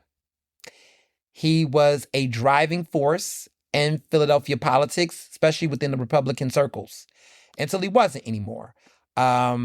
He ended up getting indicted, served some time behind some campaign finance fraud issues. But during the time in which he was Speaker of the House, he had beef with then Mayor John Street. And when him and John Street had their beef, this beef was because, John Prezell did not like the fact that he couldn't get a meeting with John Street. So the Johns were fighting each other. The Johns had beef. John Street, John Prezell had beef, okay? They had beef. And as a petty shot towards John Street, he's the one who basically gave the authority of the PPA to the state. And basically the state took control of PPA rather than the city. So once upon a time, earlier in the 21st century, there was a time in which the Philadelphia Parking Authority was regulated by the city. And John Street and mayors like him and city council folks could really influence PPA. You can thank a previously convicted Republican former Speaker of the House of Pennsylvania, John Prezell, for why that happened. And ever since that happened, there's been a lot of fuckery with funding our public schools and also where the money goes and how the money's done. But this beef goes back nearly 25 years ago. So that's why. That's why. And look, I want to be very clear in my critiques. This is why Mayor Parker is having to really push the rideshare tax, because she knows that at this point, they can't point fingers anywhere else. There's no revenue, coming in other places that can divert the public's attention. So they used to be able to say, well, PPA is doing it. We got money here. So the new taxpayers, now taxpayers are going to have to pay PPA stuff that's not going to even really probably benefit the schools in a way that we would like it to, and now pay additional taxes for other things. So we're seeing a lot of problems. And now we've come to that point at a crossroads where a decision has to be made. Personally, I think that the mayor should give up that $35 million or wherever that threshold is and just give it to the schools.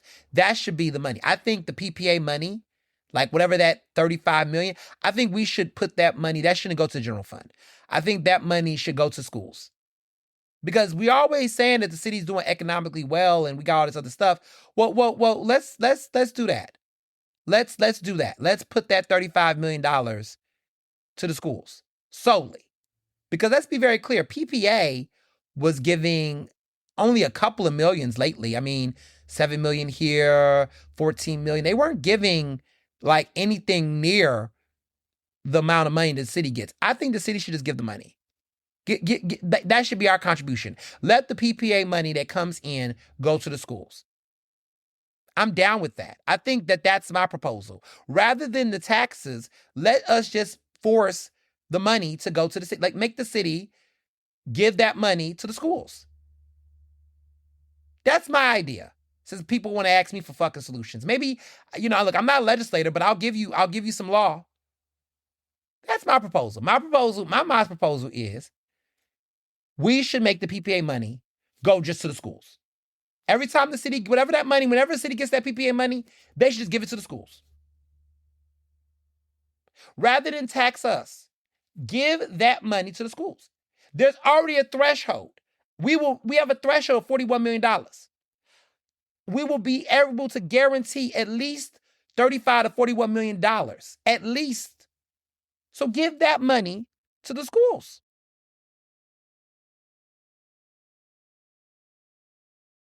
Since we need some steady income, just make the PPA money go to the schools. When you get the money, you can't force them to give the money. So when y'all get the money, give the money to the schools. That's what I would do. I think whoever runs for mayor, the mayor's running for mayor, but whoever in the future runs for mayor, I guess. Or maybe the mayor. Maybe that should be her on her platform. Whoever is running for mayor, that should be on the platform. If I was running for mayor, that would be my platform. That's what I would do. I will make other departments figure it out. I wouldn't put it on the taxpayers. That's my idea.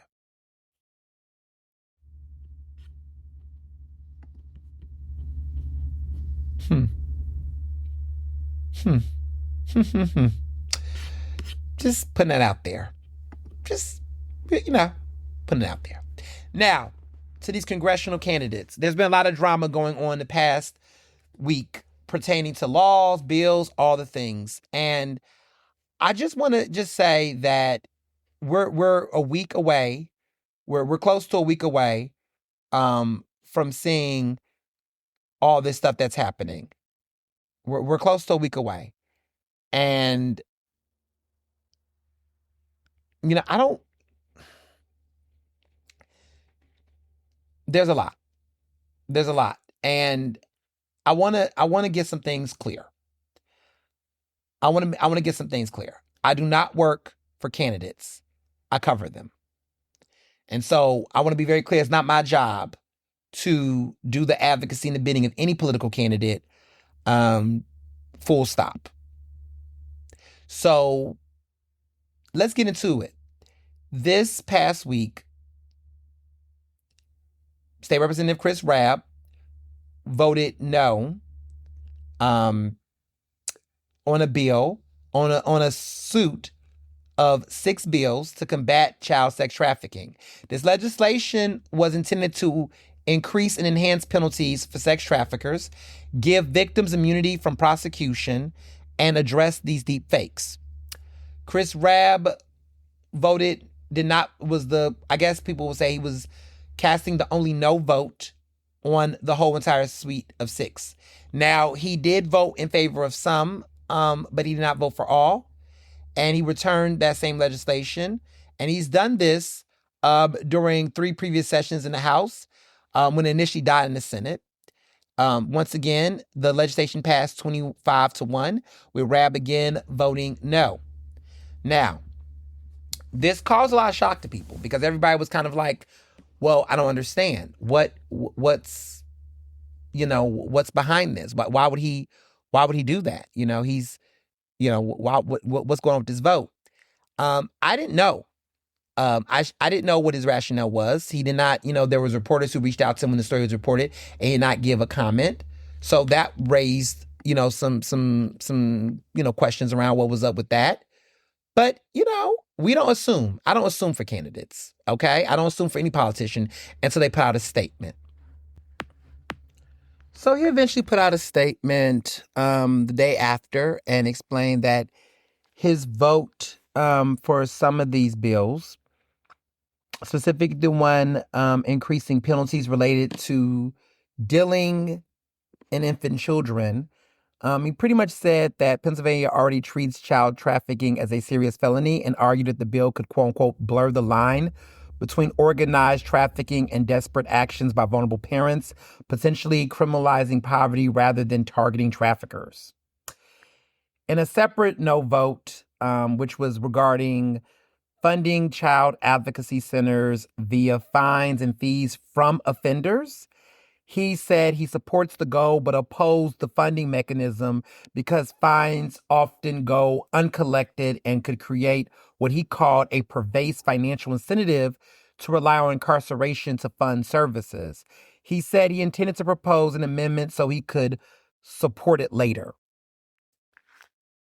It should be noted that he's going to only be in this position till the end of the year because he's not running for re-election as a state rep. So, we'll see when the amendment will come on the table, but he's voted no. Now, after this, a lot of his supporters was like, you should have said this, and I told you when I knew this was the case. And I said, let me tell y'all something. Let me be very, very clear. Because I heard, let's rewind the tape. I cover politicians. I don't work for them. I'm not putting words in that man's mouth. I'm not thinking for him. He put out his statement. I updated the caption to my post that shared the article to let people know you can go to his page. I actually added him on Instagram so it can direct people to click on his handle and hear what he's got to say on it. But the facts remain the facts. He did not vote for all of those bills. He didn't. His reason is his reason, and that's fine, right? And everyone should understand his rationale. But the action is still the action. You know what I mean? And I mean, clearly, fellow progressives clearly hold that purity test on other folks, right? Like if you just so happen to do something at 20 years old that in retrospect you didn't know all the information for, they still hold you to that standard. So I find it funny how every single time this man do something, y'all got a whole encyclopedia ready to provide. I mean, that's fine. Provide your information. But at the same time, this could have been avoided on so many different fronts. Not the bill, but the preparation of understanding politics and understanding communication, right? You're literally a week and some days away before a major election. This is clearly a very controversial vote. Why not get ahead of it and inform people what you were going to do before it became news? And if reporters were contacting you and hitting you up, why not give them the information so that they could put it in the story and all this could have been settled? Like, I don't know. I don't get that. Like, I don't care where you are on a political aisle. I don't care if you're woke, you're whatever you are, sleep, whatever you are. There's a lack of preparation here. Like, if it was me, I would give people the heads up to say, hey, there's a vote that's about to come down the arena. And anytime you're the only person, that to me warrants a vote. And we can't even say he didn't know, because this has been discussed in committees and things prior. He has been consistently not supportive of this. This is not something that fell from the sky, y'all. Like, this is something that he's been consistent on. Given the nature and implications of it, he should have been ahead of that. Period. But that being said, this brings up another interesting piece of legislation, an example of which the obsessive stands for Chris Rabb have shown themselves. In March, there was a minimum wage bill. Chris Rabb voted against it. Yes, Chris Rabb voted against the minimum wage bill. He did. It was weird because a lot of folks, I was like, why would he go against that? Why would you not support the minimum wage bill? Well, when I shared information about that, not on my main Instagram page, but in the IG stories, I was just like, question mark, or whatever. Oh, those stands came in my DMs and were like, you don't understand. Chris Rabb is, not wrong. He did this because of this. Tell them why. I said, I don't know why he didn't vote for it. He has not given out a statement when the bill first happened. Well, I know why. Because it's not high enough. He wants the minimum wage to be $25, and this is too low to him, and that's why he didn't support it. So, in my opinion, again, did not publish any of that because, again, he didn't say anything. He didn't speak on it, right? I'm sitting here and I'm like, okay, well, we got to get somewhere. And so is this the culture of Chris Rabb? Is Chris Rabb's like legislative politics? And this is me asking a hypothetical question at the time. Is his politics is that he's not going to vote for anything unless it is as woke or as, engaging as he like? If it doesn't hit his purity test, he doesn't support it at all. So minimum wage right now is pennies. We're now getting to the double digits, and because it's not as high as he wants it to be, he just won't support it at all. So do we not understand that that's not moving the conversation forward at all? Like, I just don't. Is that what y'all trying to say? They just was like, he has high morals and he's not going to settle for less. That was the impression that I was getting, that there was some deeper understanding. And then I also heard from sources that apparently told Morgan Cephas that he wasn't committed to voting for the bill. That's what has been said. Morgan Cephas has said this. There's been debates where he has even said to his colleagues in Harrisburg that he was not committed to supporting that bill. So when the vote happened and he was a no vote, everything looked like there was some explanation. Until there was not. Until the next day, because receipts matter, the next day he gives this statement. I'm going to read it just in case people, want to, ignore common sense. So the statement reads as such on March 25th at 11:23 a.m. on March 25th, 2026, he says, quote, yesterday, due to a miscommunication on a vote by proxy, I was incorrectly recorded as a no vote on House Bill 2189. I look forward to continuing the fight for a living wage for all. That was his statement on the minimum wage vote. So he basically claims it was a mistake. Mistakes can happen, right? Right? Politicians can make mistakes. Everybody's not perfect, right? Progressives, did y'all hear that? The ones the stands for him, it's not perfect. He incorrectly made a mistake. 10 years, over 10 years in legislation, and a vote to increase the minimum wage just so happens to be incorrectly voted on, by proxy. So he made a mistake. It was not what he intended to do. And that's what he said. That's what he said. That was his statement. So to all of those rabid fans or stands that try to attempt to bully me, ain't nobody bullying me, but attempt to, right? Get me to have gone on record to try to provide some meta woke thought and rationale behind it. Your fave said it was a mistake. Your fave said it was incorrect. So whatever y'all was doing in y'all heads with that parasocial relationship y'all had with him, clearly that wasn't the case. So that happened March 25th. Now, what happened last week, is the same mindset I had. I was not going to put words in this man's mouth. All I was going to do is acknowledge and share what the vote was and figure out what was next. That is exactly what I did. People are in their feelings because of what was implied. Listen, I can't do what is implied.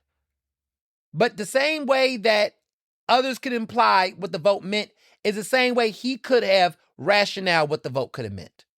So he has to figure out what he's going to do. And he did. He put out a statement, explained it with this last piece of legislation. ACLU didn't support it either. So he wasn't alone. Other criminal justice advocates also felt similar ways. But he had to provide that rationale. And it was for him to do, not fucking me. Like, I'm not a speaker. And if folks want to tell me how to share the information, nah, we ain't doing that either. Because let me also be very clear. Any statements that are being shared on campaign literature and messaging and things, I'm not sharing that shit. Now, I'll share it in my IG story, but I'm not going to share it on my personal page. I do not get my page ran by no one but me. And I want to be very clear that there are some people in this fucking race that is going to create whatever narrative they want to suit their interests. And they can have at it. But I'm very consistent across the board because I'm going to also talk about another candidate that did something very weird. And I also want to tie this in, and then this gets into Ask Ernest.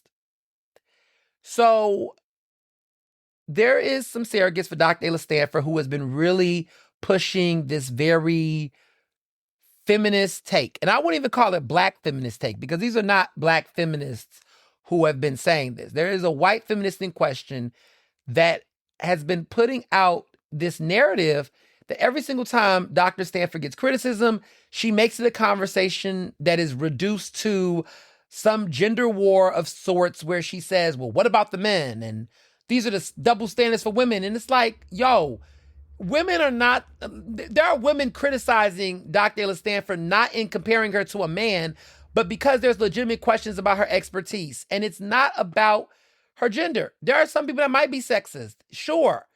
But I just think to just make this a conversation of sexism in this type of way while not acknowledging any shortcomings of her is just intellectually dishonest.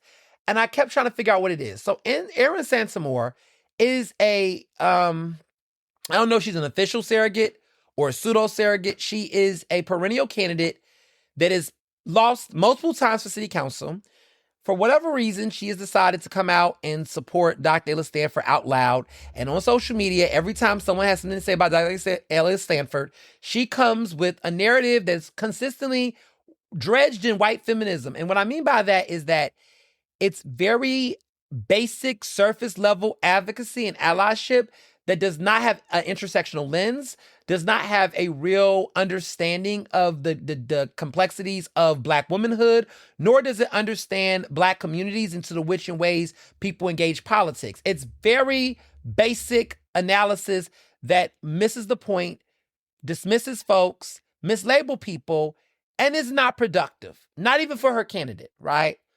So she's been, pushing this narrative. She wrote this guest piece in the Philadelphia Citizen that created this conversation around, Dr. Ayla Stanford is dealing with the Barbie, complex of perfection or some shit. I was just disappointed because it was like, there's some real critiques and criticism about Dr. Stanford, and it's been really disheartening to see some very intelligent people make some very basic surface level conversations that are just missing the entire point. It's been hard to watch. And the disingenuousness of it all is that the campaign is getting very desperate because they're really pushing these same tired tropes. So the guest commentary is Ayla Stanford and the Barbie double standard, a former city council staffer / perennial candidate, on how political change requires voters to stop the hypocrisy in our politics. Basically, the statement goes, it's time to stop asking if Dr. Stanford is ready for the machine and start asking if the machine is ready for a woman who doesn't need its permission to lead.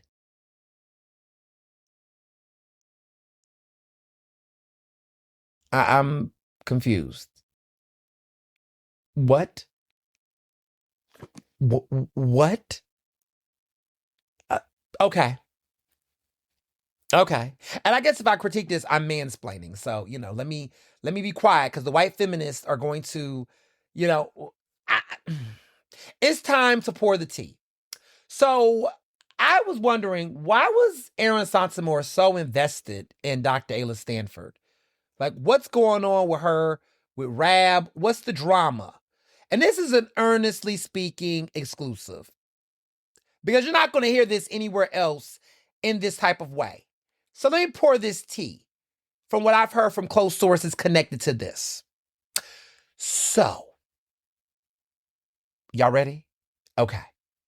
Now, what I have heard from close sources connected to this is that Aaron Sansamore supports Ayla Stanford. Like, I don't question that she supports her.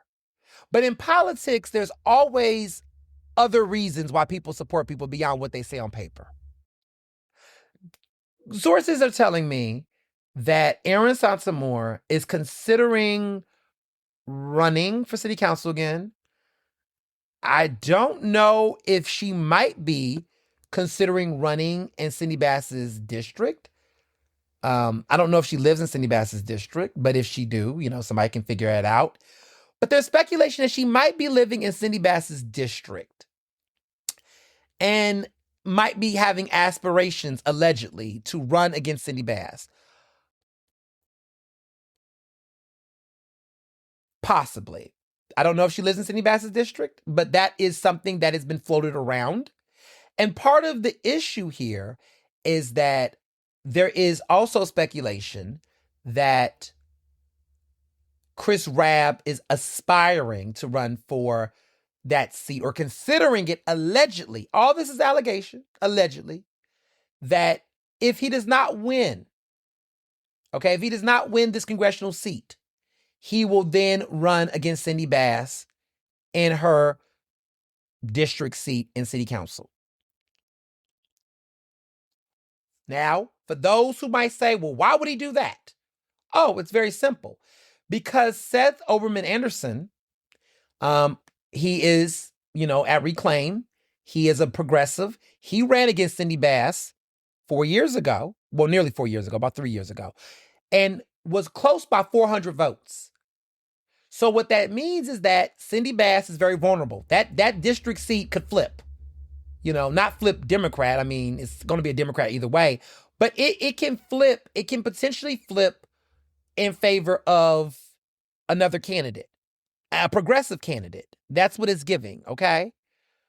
What I've heard, allegedly, is that if Rab loses this congressional race, he will run against Cindy Bass. And he is in the area, and that this race could be an opportunity for name recognition. He's not going to be a state rep.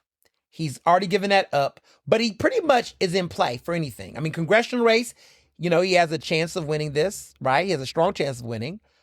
But if he doesn't win, he could easily run against Cindy Bass. And I would argue that he would potentially win. I think you have a strong chance of winning. I will say that. I would say that seat is very vulnerable. Now, what I've also heard is that if Chris Rabb does win the congressional race, Seth Anderson Oberman might consider running against Cindy again. And given the fact that they're in that area and Chris Rabb has a lot of support, this could easily bolster and keep the progressive movement even stronger to guarantee that Cindy loses that seat again. Oh, not again. I'm sorry, Florian slip. She never lost the seat. That she could potentially lose that seat. So there's a lot of politics at play. That is why the progressives are aggressive. The aggressives. The aggressives, not the progressives, the aggressives. But they're very strong on coalition building right now, because there is a chance that they could get two deals here if they really show up strong for Chris Rabb.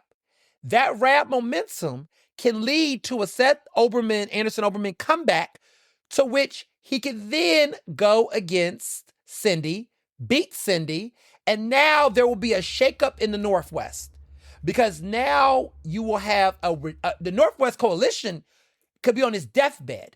If you look at Northwest Philly, I mean, you got Andre Carroll that's already there. Now, he's not a part of the Northwest Coalition. He's a progressive. He's already there. You got Art Haywood, right? You'll have Chris Rabb as congressman potentially, which will be a big blow. And then possibly Seth, that's a knockout. That's a KO, y'all. And then Sherelle is the lone person really over there, and Anthony Phillips? It's not looking good. And you got Anthony Bellman, I guess, around there too. But it's not going to be a strong, there's going to be a shakeup over there in North Philly and in the Northwest area. If Chris Rabb gets that seat and he gets Seth in that city council seat, it's a wrap. It's a wrap in Northwest. That coalition collapses. The progressives would really take over. Now, whether or not I believe that can happen is another story. But damn it, wouldn't that be something, though, to watch? So this brings me back to Aaron Sotomayor. I don't know exactly, but she might live in that district. Or she might be, who knows? There's something going on there. I don't know. If she lives over there, there has been speculation that she's interested in that seat against Cindy. There is apparently interest in people going against Cindy. Cindy's going to get challenged because people see that she's vulnerable. Folks don't want to necessarily vote for Cindy, but they don't necessarily want to vote for a strong progressive. Could a more fresher, more moderate voice be what that district wants? I don't know. But I think there's some curiosity behind it, right? And so, does it serve Aaron Sotomayor potentially, allegedly, does it serve her interest that if Chris Rabb runs and you have Cindy Bass and you have her, does she have a stronger chance of, number one, pulling from Cindy's votes and getting the neighborhood up in arms against rap. I don't know. I don't know what the logic is, but I will say that there is something going on with that race with Cindy Bass, and it's connected to the congressional race. I don't have all the answers figured out. I'm just telling y'all this is an Ernestly Speaking exclusive. I'm giving you some context here, that there's something more, there's something brewing. Because I've been waiting. I've been noticing. Pay close attention to who's been speaking out and who's been speaking up and who's doing too much. I'm like, why is Aaron doing the most in this? Like it's one thing to support a candidate, but she's doing the most. She's doing the most. Like the utmost. And I'm like, what's in it for her? Because it's just, I just don't even understand the connection with her and Dr. Stanford. I just like, okay, y'all cool. Like, I don't get why you're so invested and it's just too much. It's too much. And to be clear, right? Nutter did endorse, former Mayor Michael Nutter did endorse Dr. Delus Stanford. He, Aaron Santamora previously worked for Mayor Nutter. What's going on here? Stay woke, y'all. Something's going on here. Aaron was super close to city council once again. She's always close, but almost doesn't count. I think she doesn't want to do at large. I think at large, she knows that she can't do that. But I'm paying attention to what's going on in Cindy Bass's district. Pay attention. Whatever happens in this election is going to shape the outcome. Chris Rabb loses, he's going to run against Cindy Bass. If he wins, Seth is getting back in there. And if that happens, Cindy Bass, Cindy's going to have to, I don't know. There might be some stuff going on in the party where they might say, look, Cindy may not be strong enough to go against Rabb. Pay attention. Pay attention. Pay close attention to that district. I remember covering it. And I was surprised by how close Seth Anderson Oberman was. And mind you, he didn't even have all the visibility and momentum he currently has now. Something's going on in that district. Watch that race. So there we have it. Now, to this week's Ask Ernest. A lot of y'all want to ask me, who am I voting for? Who am I endorsing? Who am I supporting? I'm not comfortable sharing too early. I think I need to. It's too early for me. Next week, I feel like I might start dropping some hints, but my mind is made up though. I feel like my mind is made up. I've seen enough, but I want to share how I feel about the supporters on all sides of the fence. I think it's best for me to just be, I don't want to say the word neutral, but well, in this case, neutral now, but because at this point, I think all three of these candidates have some strengths and they got some weaknesses. And I think you all as voters got to decide if the strengths are stronger than the weaknesses or the weaknesses are weaker than the strengths to figure out how you feel about these candidates. But I'm going to start off with these three, okay? Because these are the three main candidates. To other folks that are still running, it's not, I'm sorry, y'all. It's just, it's going to be the three. It's going to be one of these three, y'all. I ain't even going to play with it. So I just really feel like if Chris Rabb loses this race, it will be because of the unhinged white progressives in his coalition. These white progressives are taking up a lot of space and political goodwill from Rabb's campaign with their tone-deaf antics. They're talking over black voters, including fellow black leftists in their own camp. And they're over-indexing issues without proper nuance and intersectionality. They're instantly attacking anyone who critiques their candidate. They're centering their political priorities above the base of voters. Rabb actually needs to win. Okay? Let me be very clear. The progressives in Philadelphia, the progressive movement is not white people, right? It's not white people. I think the problem is that a lot of them are centering themselves and taking up space. So a lot of folks that are black and are Democrats, that are liberals, or folks that are just kind of like, look, I'm voting for whoever I like. I think they're just turned off by the progressive movement by and large because so much of the faces that are knocking on their doors and the people that are in their face about these issues and engaging them are white. I don't think that the policies and the ideas are white. I think a lot of the progressive agenda is by and large going to advocate for black and brown people. I don't disagree with the agenda points. I think that they have some great topics and issues. However, I do think some of the issues that they do bring up, I do think they over-index on. I'm not going to get into which ones they are because, you can figure out for yourself what those issues are. But I do think they do over-index on some issues that I think do not share the same level of interest or prioritization of the Black and brown voters that they're seeking to get votes from.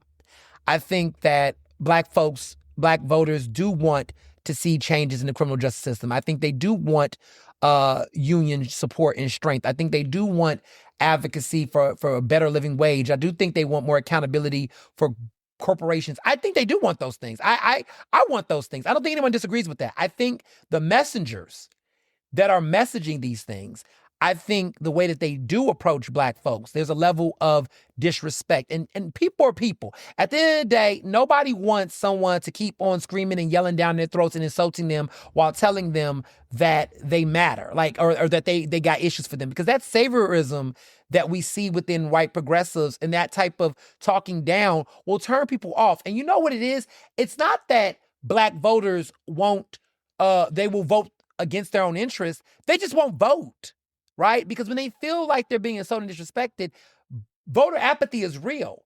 Like, we're doing all this shit, and the majority of people in Philadelphia are not going to vote on May 19th. Like, voter suppression is real, but a lot of voter apathy is also real, right?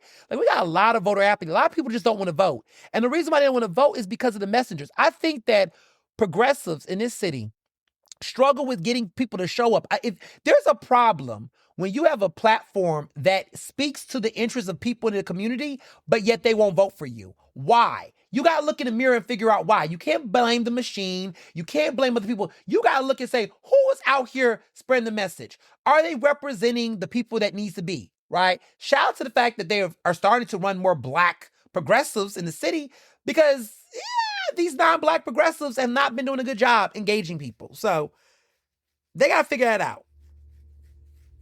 Now, Sharif Street. Because this is another one. Right? If Sharif Street loses, it will be because of the fear-mongering true blue Democrats of his coalition. Those fear-mongering true blue Democrats will have you thinking that the end of the world is here if their candidate doesn't win. This group is about making extreme comparisons that don't fit at all, ignoring the legit appeal of any other candidate, creating unfair binaries for voters, being dishonest about their political party's shortcomings, and they would rather trash talk other candidates than defend the record of their preferred candidate. These true blue Democrats, y'all, let me be clear, okay? Sharif Street, I think, is a lot different than a lot of what the true blue Democrats might, or what his critics say of him. I think that he has bucked against the establishment in various ways for the better good of people. I think that he is a common sense politician. I think a lot of the stuff that he supports makes sense. I think that he has built meaningful coalitions with diverse groups for a long time that cannot be denied. I don't care what Chris Rabb supporters want to say, but baby, let me let y'all know, Sharif Street has been a real one when it's come to supporting the LGBTQ community. Y'all can't do that. Not with him on that. Y'all not gonna do that. Because progressives oftentimes want to act like they are so progressive on every issue for everybody. Chris Rabb has struggled with the LGBTQ community. That's a fact. Y'all favorite progressive who touts having a queer son and child and all that might be true. Chris Rabb has not been the most supportive of certain queer candidates, certain policies, and has not been as visible as he could be in our community. Sharif Street has done that for a long time. Before it was cool, before it was trendy. That's just a fact. That is just a fact. Like, whatever y'all want to say, it's a fact. And I think one of the issues that I think in the framing of these candidates, because like I said about Chris Rabb, right? A lot of white progressives do not define Chris Rabb, even though they do take up space in the movement in his campaign. And that is a problem, right? Chris Rabb has policies that I do think benefit Black and brown folks in this city. I'm not going to take that from him. But what I'm not going to do is let people do the same with Sharif Street. You cannot act like Sharif Street is just some establishment Democrat that is toe the line. That man is defied his own party folks. He has bucked with Shapiro. He has aligned himself with Krasner. Why do you think Krasner has not made an endorsement in this race as of the time of this podcast? Why do you think people like Rue Landau, who's progressive, people like Andre Carroll, who's progressive, has endorsed Sharif Street? He is a very interesting person. He is a very different type of Democrat compared to how he's been written up.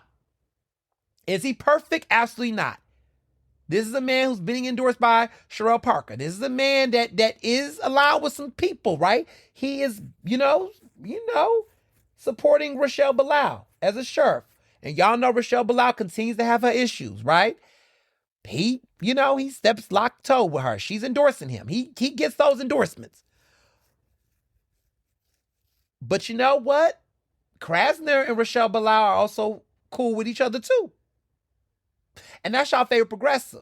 So it's a lot of contradictions here, because while people will want to criticize it, because he was like, Sherelle Parker endorsed Sharif. Well, do you know who Sherelle Parker also endorsed? Chris Johnson. And you know who endorsed Chris Johnson? The Working Families Party. And Chris Rapp. And Reclaim. Oh. So I tell people, watch out for those endorsements. Endorsements don't define an entire candidate. And I think that we should know how to decipher that. Because Working Families Party put their issues aside and showed up and supported Kamala Harris.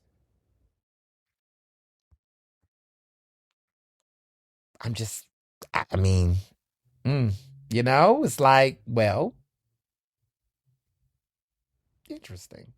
So I tell people, it's interesting, right? But the weaknesses with Sharif Street's race is that there is this, the gun-ho true blue Democrats that support him are so very in denial about the problems with the party, right? This vote blue no matter who. They want to always criticize progressives, say they're too idealistic, say they're this, say they're that. All of that, whatever. But here's the problem. Democrats cannot consistently run off of Trump is bad, we're better. Like, that's just not the winning conversation, especially in a seat that's going to be democratically occupied. I think that's where Democrats struggle. They struggle across the board, even in general races. But with certain voters, right, you can say, look, when there's an election where it is between Kamala Harris and Donald Trump, yeah, Kamala Harris is going to get my vote. But when there's a primary, a Democratic primary, yeah, Kamala Harris didn't get my vote. I was not supporting her before she dropped out the race. So I'm very mindful, that can't be. That can't be the case. And I think that's important to note. So, primaries are very different from general. And I feel like the problem that with Democrats are struggling is that they run the same talking points and the same messaging, even in a race that is going to require more from them. I see Sharif Street trying to make that distinction a lot more, but I do feel like people in his cabinet or his cabinet support, his group, his followers, they're still pushing the same messaging that I don't think helps them in the end. So that's my take on that. And then you got Dr. Delus Stanford. I think that some strengths of hers, well, before I get into her strengths, I want to talk about what will happen if she loses and what will happen with her supporters. I said that if Dr. Delus Stanford loses, it will be because of the delusional, identity-driven fan base of her coalition. The extreme fan base of her coalition will not accept any critique of her campaign. They will weaponize her identity, divorce her from any accountability. They will falsely accuse anyone who fairly challenges her as being sexist. They will tout her accomplishments as a way to distract from any legislative education gaps that she has. They will constantly conflate her previous work history to her current campaign efforts. They will avoid any legitimate questions about the massive six-figure paying, quote-unquote, service job she was doing during the pandemic. So here's the thing. Strengths to Dr. Delus Stanford. She is the prominent female candidate in the race, and I think that means something. I think as a black woman, Dr. Delus Stanford, she's the only mother running. She is not the only woman in the race, but she's the prominent, front runner as female candidates go in the race as a woman. She has done some work, right? She's educated. She's smart. She, has achieved something of that cannot be denied, right? She did a lot of great work during the COVID situation, right? The pandemic. She's done it. I would have not gotten a COVID-19 vaccination without her educating me and guiding me through it. I was a little bit scared initially. I knew vaccinations mattered, but I was very like, tell me more about this. And she was the one who gave me the vaccination. She was the one who did that. And in many ways saved my life. If you go back to the very beginning of Ernestly Speaking, my first episodes, she was somebody that I gave lots of respect to and admiration to. We'll never take that work away from her. There's no question that she did important work and made a difference. I've awarded her. I have noted that. I have praised her publicly in the press.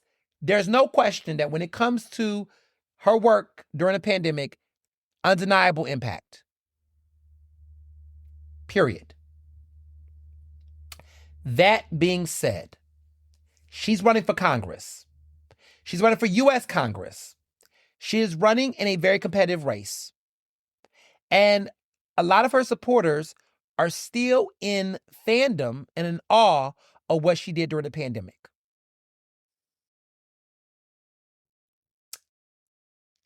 They have to talk about other things beyond that moment. They're still stuck in 2020, 2021. They're still touting that and thinking that gives her everything else. It doesn't. You cannot run one moment in your political history or your life cannot be the only thing you bring to the table to justify every other thing that you want outside of the medical field. If she was trying to get a job as the city health commissioner, absolutely that makes sense. But I think consistently using that as the major talking point for her to get a seat like this, when she's running against two other politically, experienced people, she's not served in office. And I think the outsider appeal is appealing. But I think the issue is that when you're in a race this close, it's really hard to keep using that. And what's been even more challenging is her supporters are ignoring some of the concerns. I think one of the biggest concerns that has come up is about the amount of money she's made doing it. I'm not saying you can't get paid, but she was paid. This woman is a millionaire. Dr. Delus Stanford has gotten to millionaire status off of this work that she's done. That doesn't diminish the work, but I think the way that the work is being talked about, it needs some evaluation.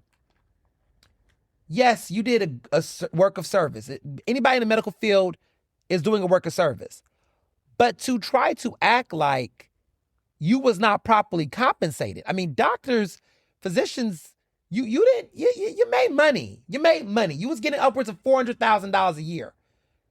You was making some serious bread. And some people said, well, does she not deserve to be paid? Oh, no, she do, for sure. But she's making nearly twice the salaries of her fellow colleagues, like even more than her competitors. That's big bread. Like, that's serious money. $400,000 a year, and that's off of what she's getting paid. We don't even know about the speaking engagement money. We don't know about the book deal money. Like, she's making bread. This woman's a millionaire. And there's no shame against being that. But I think the way that she has characterized her service, and I put service in italics, because I think that for me, service is a sacrifice.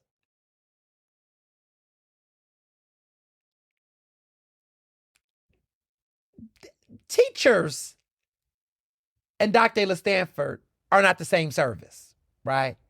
Like, I feel like teachers, public school teachers in Philadelphia, they are a service. They are really doing a service. Do they get paid? Yes. But we know that they're underpaid. We know that they're not getting paid the way they should and the amount of work they do. When Dr. Stanford compares herself to those types of people in the front lines, I just feel like it's a little, like, you got paid what you should have gotten paid to do that work. It was good work. But to try to act as though you're in this public service, like, that's not public service in the ways that most of us think of public service, right?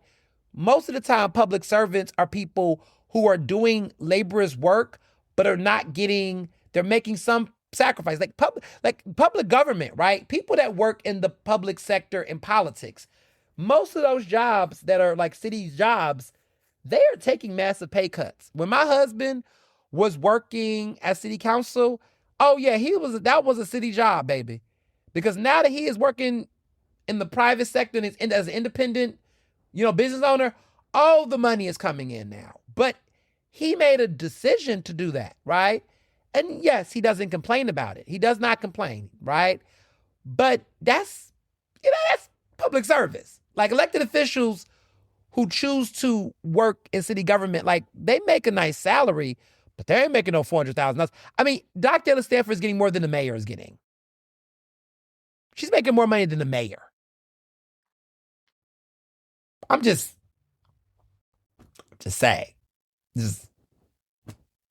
So it's just kind of weird how she talks about that. And I think that that's a struggle that the campaign needs to figure out. Her supporters need to figure out how to talk about her work and what she'll do beyond that. Because now that's coming to scrutiny. I mean, you all heard the Tori Owens interview. You all heard some of the allegations that's been said. That's going to be something that she's going to have to really take some time to really reflect on. My personal take on that. So moving on. The box office. Movies.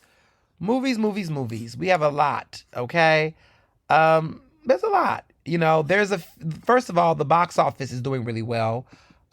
People are going back to the movies. Like, this is the first time in a long time I went to movies like this many times. But the movies got me going out. Y'all got me going out. Devil Wears Prada showed up. Devil Wears Prada 2 still showed up. People did not expect it was going to have, as long as of legs. But it even beat Mortal Kombat 2 at the box office. A lot of people thought that The Devil Wears Prada 2 is still coming in strong. A lot of people did not see that coming. Devil Wears Prada got $43 million in its second weekend, while Mortal Kombat 2 took in $40 million in its first. So now it has over $430 million worldwide in its first 12 days of release. Disney is killing it. It's a part of the Walt Disney Studios. They got over $2 billion globally for the year so far. Now this Devil Wears Prada has now surpassed the first movie. The first movie made $327 million globally, not accounting for inflation. This film made $433.2 million. So this is wild. Maybe this is the release date. People are saying it's trending. Mother's Day might have helped the Devil Wears Prada get there, because a lot of mothers, it was strategic. Like, maybe you should put a film like this before Mother's Day weekend, so that could be the Mother's Day movie, because I think a lot of mothers and folks went to go see Devil Wears Prada this weekend that may have not seen it. But good buzz and good reviews can take a movie to the next level. So it is very,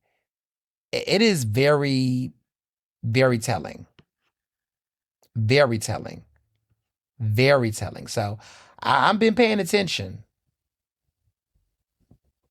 I think it says something that this is happening. But outside of that, there's a movie coming out very soon called Is God Is. And that is, listen, I love a good black like film that is doing something different. And what I mean by different is very, shout out to the fact that it's a very, okay, so let me get into the cast real quick. Two sisters are on this epic journey in quest for revenge. They're confronting a charged family history that pushes them to extraordinary lengths. Vivica Fox is in this. Cara Young, who's an incredible actress. She's a two-time Tony Award-winning actress. Sterling K. Brown, Janelle Monáe, Erica Anderson, Mallory Johnson. Like, everyone's in this film. It is very fun. It is very different. It's very different. Alicia Harris is making her direct. This is a thriller. She's making her feature directorial debut. We love a good black filmmaker. She's a black woman filmmaker. This film is produced by Tessa Thompson, which is even more dope. I thought when I saw that was cool. It's about an hour and 90 minutes long. I mean, hour and 40 minutes long. It's about 100 minutes long. Shout out to a film that is to the point. It comes out this week. It comes out this upcoming weekend. Is God Is? It's very good. Highly recommended. Very different type of film. It is edgy. It is subversive. But I love it. I love it. I'm really, the acting, the cameos, it's so good. So good. So yeah, I think people should definitely watch it. I really do. I don't want to tell the plot. I don't want to get into the details, but I got a chance to see it. I loved it. Very fun. Very different. And for those people that always go, I want to see the black films that are not about slavery or a sequel or just some comedy. Where are the fun movies at? Oh, we have them. We have them. We're going to have more of them this year, but this is a good one. So, Is God Is. It used to be a play. She is, Alicia Harris is an American playwright, and she's written some interesting plays. Is God Is was a play that she wrote in 2018, and then she did another one that was What to Send Up When It Goes Down, and another one called On Sugarland. But she's very talented. She was a Pulitzer Prize finalist in 2023 for On Sugarland, for the Pulitzer Prize for drama. On Sugarland was really good. She was a Pulitzer Prize finalist for that. So yeah, very much interesting. Which brings me to the Tony nominations. I didn't see any Tony-nominated plays this year. I've not went down to see Broadway shows. I did, but none of them were nominated. I have thoughts. There's two productions that are double nominated. The Lost Boys, which is based on a 1987 comedy horror movie. And then Schmigadoon, which is that TV series that was streaming on Apple TV. It's a satire on the musicals. Titanic also got nominated. So Schmigadoon and The Lost Boys both got nominated for 12 nominations each. And then Titanic, which is kind of based on the movie Titanic, but kind of very quirky. And Two Strangers Carry a Cake Across New York. They got nominations as well, and they were nominated for musicals. Ragtime got nominated for 11 nominations.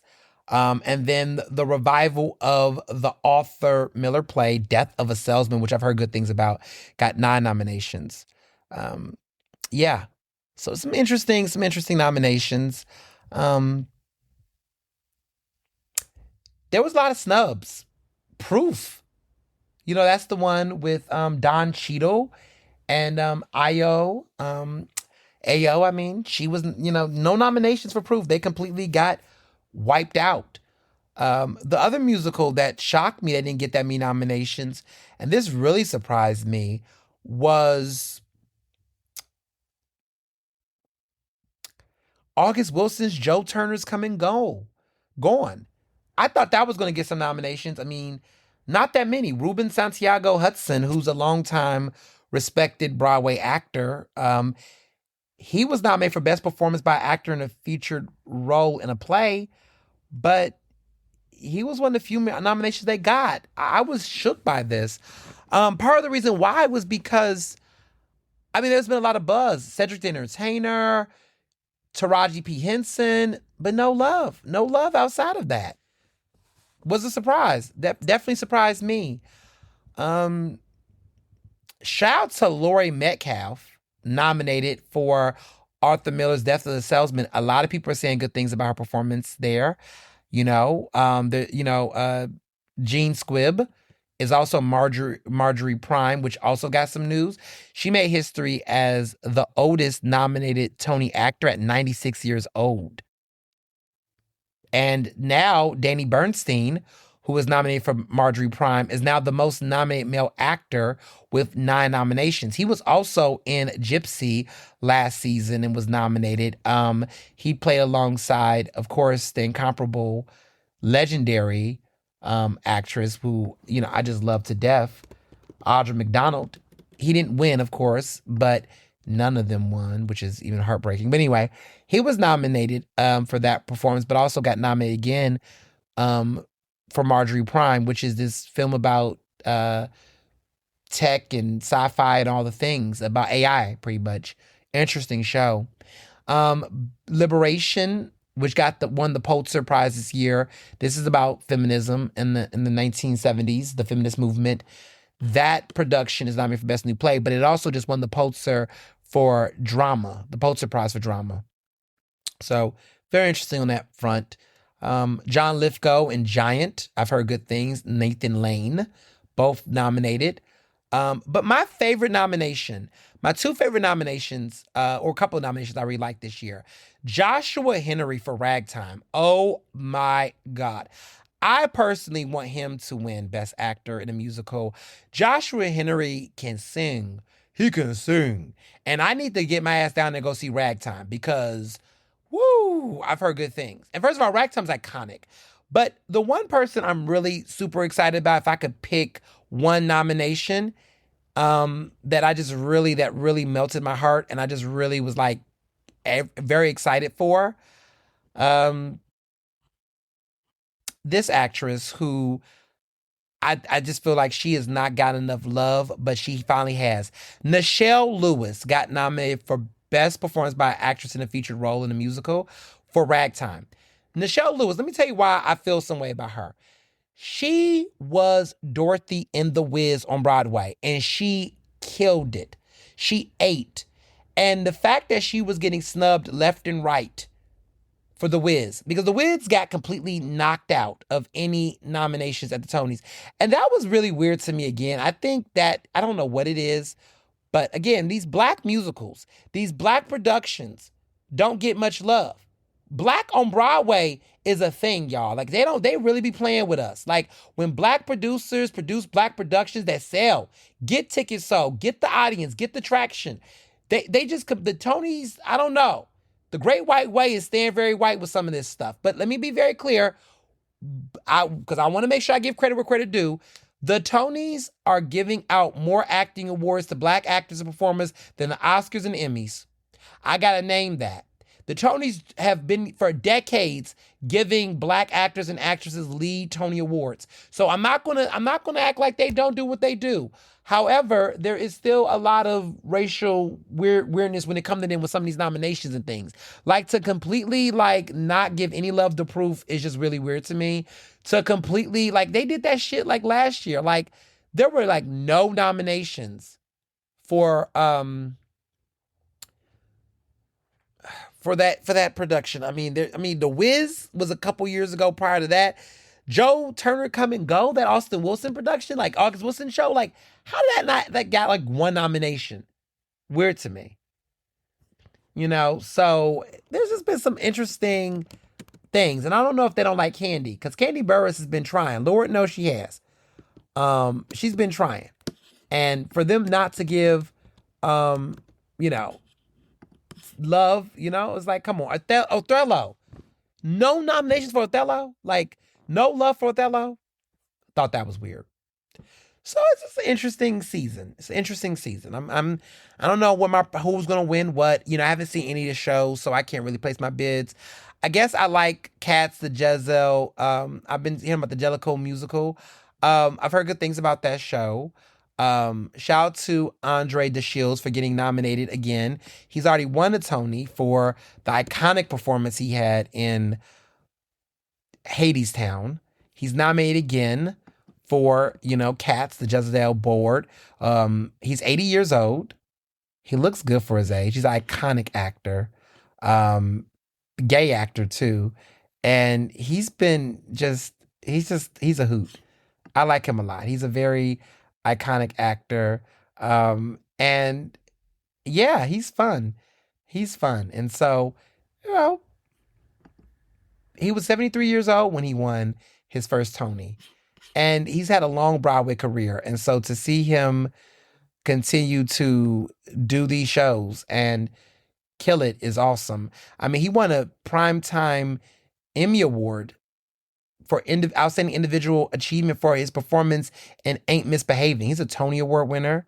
He has won a Grammy. He's won a Primetime Emmy. And he's won a Tony. So he just needs an Oscar. He has a Primetime Emmy. He has a Grammy. And he has a Tony. He just needs to get an Oscar. And he'll get to EGOT. What we gonna do? He's 80 years old. Let's get him in a movie real quick, y'all. Let's get, the legendary Andre DeShields, an EGOT. What will it take? And he's been nominated for several Tony Awards. He was nominated for Best Featured Actor in a Musical for Play On. He was nominated for Best Featured Actor for The Full Monty. He was nominated for Featured Actor in a Musical, which he won for Hadestown. So he finally won for that, and now he's nominated again. But he's been showing up. He's been showing up. He's been nominated over the years. This man has a long career. I feel like he was snubbed for Best Actor in the Musical for Ain't Misbehaving. They did not give him that nomination in the 70s. And he turned around and got a Primetime Emmy Award in 1982 when they did that for a televised version. So, I follow these awards. I follow these awards. He's nothing to sneeze on. Long overdue. For some love. So, rooted for him. Really like him a lot. He's a great actor. Yeah. So, that's what's happening there.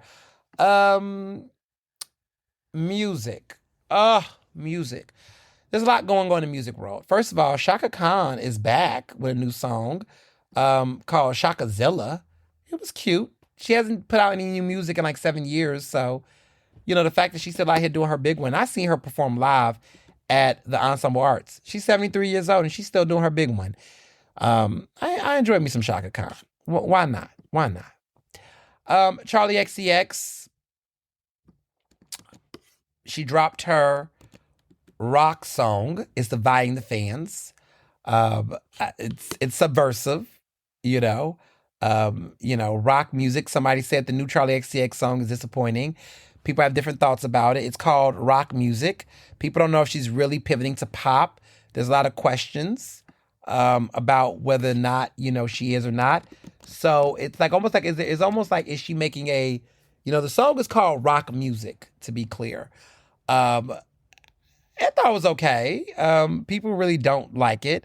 The music video is meta pop punk. I don't really know what she's doing here. I don't know if it's a lead single for a new album. I just think Charlie XCX is just trolling us, to be honest. So I'm not going to give it too much thought. Speaking of artists who are, but an artist that's not trolling us, Casey Musgraves. Oh my goodness, she has a new album out, and this is her best album since Golden Hour. Yeah, I really appreciate this new album. I think that she's back. The album's called Middle of Nowhere.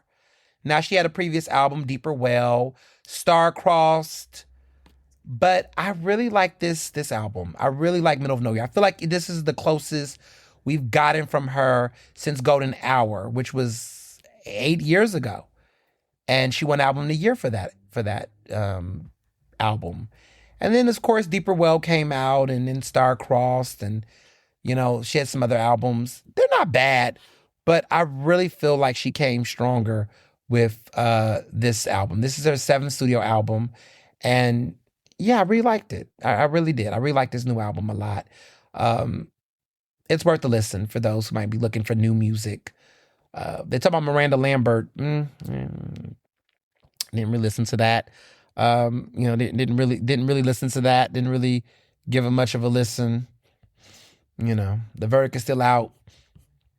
No politics, and just leave it at that. But yeah, I'll leave it at that. I don't know who I want to get into. I think we will talk about Blue Dot Fever. Blue Dot Fever has been on the internet. A lot of y'all want to know about what that means, how I felt about it. So Blue Dot Fever is basically this slang term describing that came out this year, the widespread cancellation of concert tours due to poor ticket sales. This is the Blue Dot Fever is in reference to, how you all, when you go to Ticketmaster and you see all those blue seats, that is supposed to be a way for people to be able to get, when you see blue seats, that means that they're available. And so if you look at different, if you're like trying to buy tickets for an artist and you want to know what your availability is, if you see blue dots, that means that means those are blue seats. Those means that they're available to purchase. And so if you go to a lot of some of these concerts for certain artists, if you see a bunch of blue dots, that means that there are a lot of seats available, which means that people are not trying to buy them. And so there's been a lot of people saying that this is driven by high ticket sales, economic pessimism, and a saturated market. Post Malone, Meghan Trainor, Zayn. Yes, they've either canceled their tours or they've scaled back their tours. And a big one that just happened was with the Pussycat Dolls, And so people are saying that when tours can't sell, they bail. They'll just cancel them or they'll just go international. Pussycat Dolls completely cut their North American tour. The only place they're going to be in is LA during Pride Month because I guess the gays will support them down there. But outside of that, they're not doing any major tours. These tours are not, no one wants to buy these tickets. Some of these artists, though, I'm like, why would anybody go on tour to see you? Meghan Trainor in 2026, why would anybody go on tour to see Meghan Trainor in 2026? She has not had a strong album or sales in a minute. I mean, All About That Bass was like, over 10 years ago. Like, nobody's listening to her. I haven't heard any new music from her. Post Malone, I think Post Malone was doing too much. I think that the problem with Post Malone was he thought he was a stadium type of artist or a massive area, arena. Like, nah, you need to go ahead and get you some what is it? Met some what is that? Maybe arena's not for you. Maybe you need to do like a theater, auditorium, like a massive auditorium. Maybe that's where you should go. Cause maybe you should perform at the Met. Maybe you should perform at the Met. An opera house. Yeah, we want some opera houses. Maybe not an arena anymore. Maybe you can't do arenas everywhere. Maybe arena in LA, maybe. But do some opera houses. Do some big venue spaces like that. But I don't know about an arena. Alicia Keys can't even do arenas anymore like that. Maybe a couple arenas. Maybe she could do like New York or something. Maybe she could do Madison Square Garden. But I think the problem with some of these artists, they think they can do arena tours everywhere. Zayn just had that issue. And I'm not talking about Zayn is the R&B artist. But very interesting. That works for me, and I mean that by saying like we need to get real here about what we can do and what we can't do, because I don't know why people are thinking that. I mean, look at your new albums. What is it giving? Can we talk about new albums? Can we talk about what is bringing to the table? Cause I don't know what to say to you. I don't know what to say. We need to go back to the drawing board there. So we got that going on. That's a real conversation that needs to be had. Yeah. Now, Chris Brown and his Brown album. Mixed reviews from the fans. From the fans. The fans. Some of the fans are a little delusional, though. Some of them have been trying to say that it's the second coming of Michael Jackson. But even his fans have turned on him, some of them. The stands are going up for him. They're saying that he is in his Michael Jackson era, that he's given us creative music and all the things. Well, the album's been getting mixed reviews, even from his diehard fans. He had put a statement out recently that said that, he can take feedback from folks about mixed reviews and reception of the album. He's not denying it, but he says that, just like his last 3 albums, they grow on people. And I guess this album's going to grow on people, that they can't instantly get into it, and that it will grow on them with time. Here's the thing. You're about to go on this tour with Usher. And I try to tell people this, that the two of them are going on this tour. This is greed. But they're going on tour because at the end of the day, they cannot pull these stunts. Chris Brown, I don't think... The new music is not working, right? I don't think this new album is there. I think that a lot of people thought it was going to be something. They say it's redundant. It sounds like... I've told y'all what kind of artist Chris Brown is. Chris Brown is past his prime. Chris Brown is a marquee artist, which means that as a marquee artist, he's going to always sell tickets because he's got enough hits. He keeps himself around. He puts out a good single. He doesn't have to really put out a great album. As long as he puts out a good record that gets the people going, and no residuals, a loyal, put out a couple of these little bops, no guidance. Seems like the word no is in his vocabulary all the time. I think no residuals. Did I make that up? Is it just the song is called Residuals? I don't listen to Chris Brown like that, so I can't, clearly I don't. It's always on the radio. My Uber driver gets 2 points when I tell him to turn that shit off, and he wants to keep the song on like he can't hear me. Okay, 2 stars. But no, from what I hear, I have lost track. I don't know what is the songs. I can't even keep up. Like, I don't subscribe. Like, Chris Brown is one of the artists where he's forced on you. Kind of like the way Bruno Mars is. You can't escape Bruno Mars's music. Like, you can go in a hotel, you go to any major event, and there's going to be some Bruno Mars song in the background. Kind of like Taylor Swift. Taylor Swift is very inescapable. You're going to hear her songs whether you like them or not, because that's just how mainstream these artists are. But what I've heard from Chris Brown, just, involuntarily, is that so much of these songs sound the same. I don't even know what songs are which sometimes. I'm like, I don't even know which albums are the albums, But there was an attempt to try to make Brown something different. I guess they were trying to act like Brown was going to be some serious contender. But the fans are saying this sounds just like his last album or the album before that. And I'm like, damn, even when the fans are backpedaling or pushing back at it, then something's going on.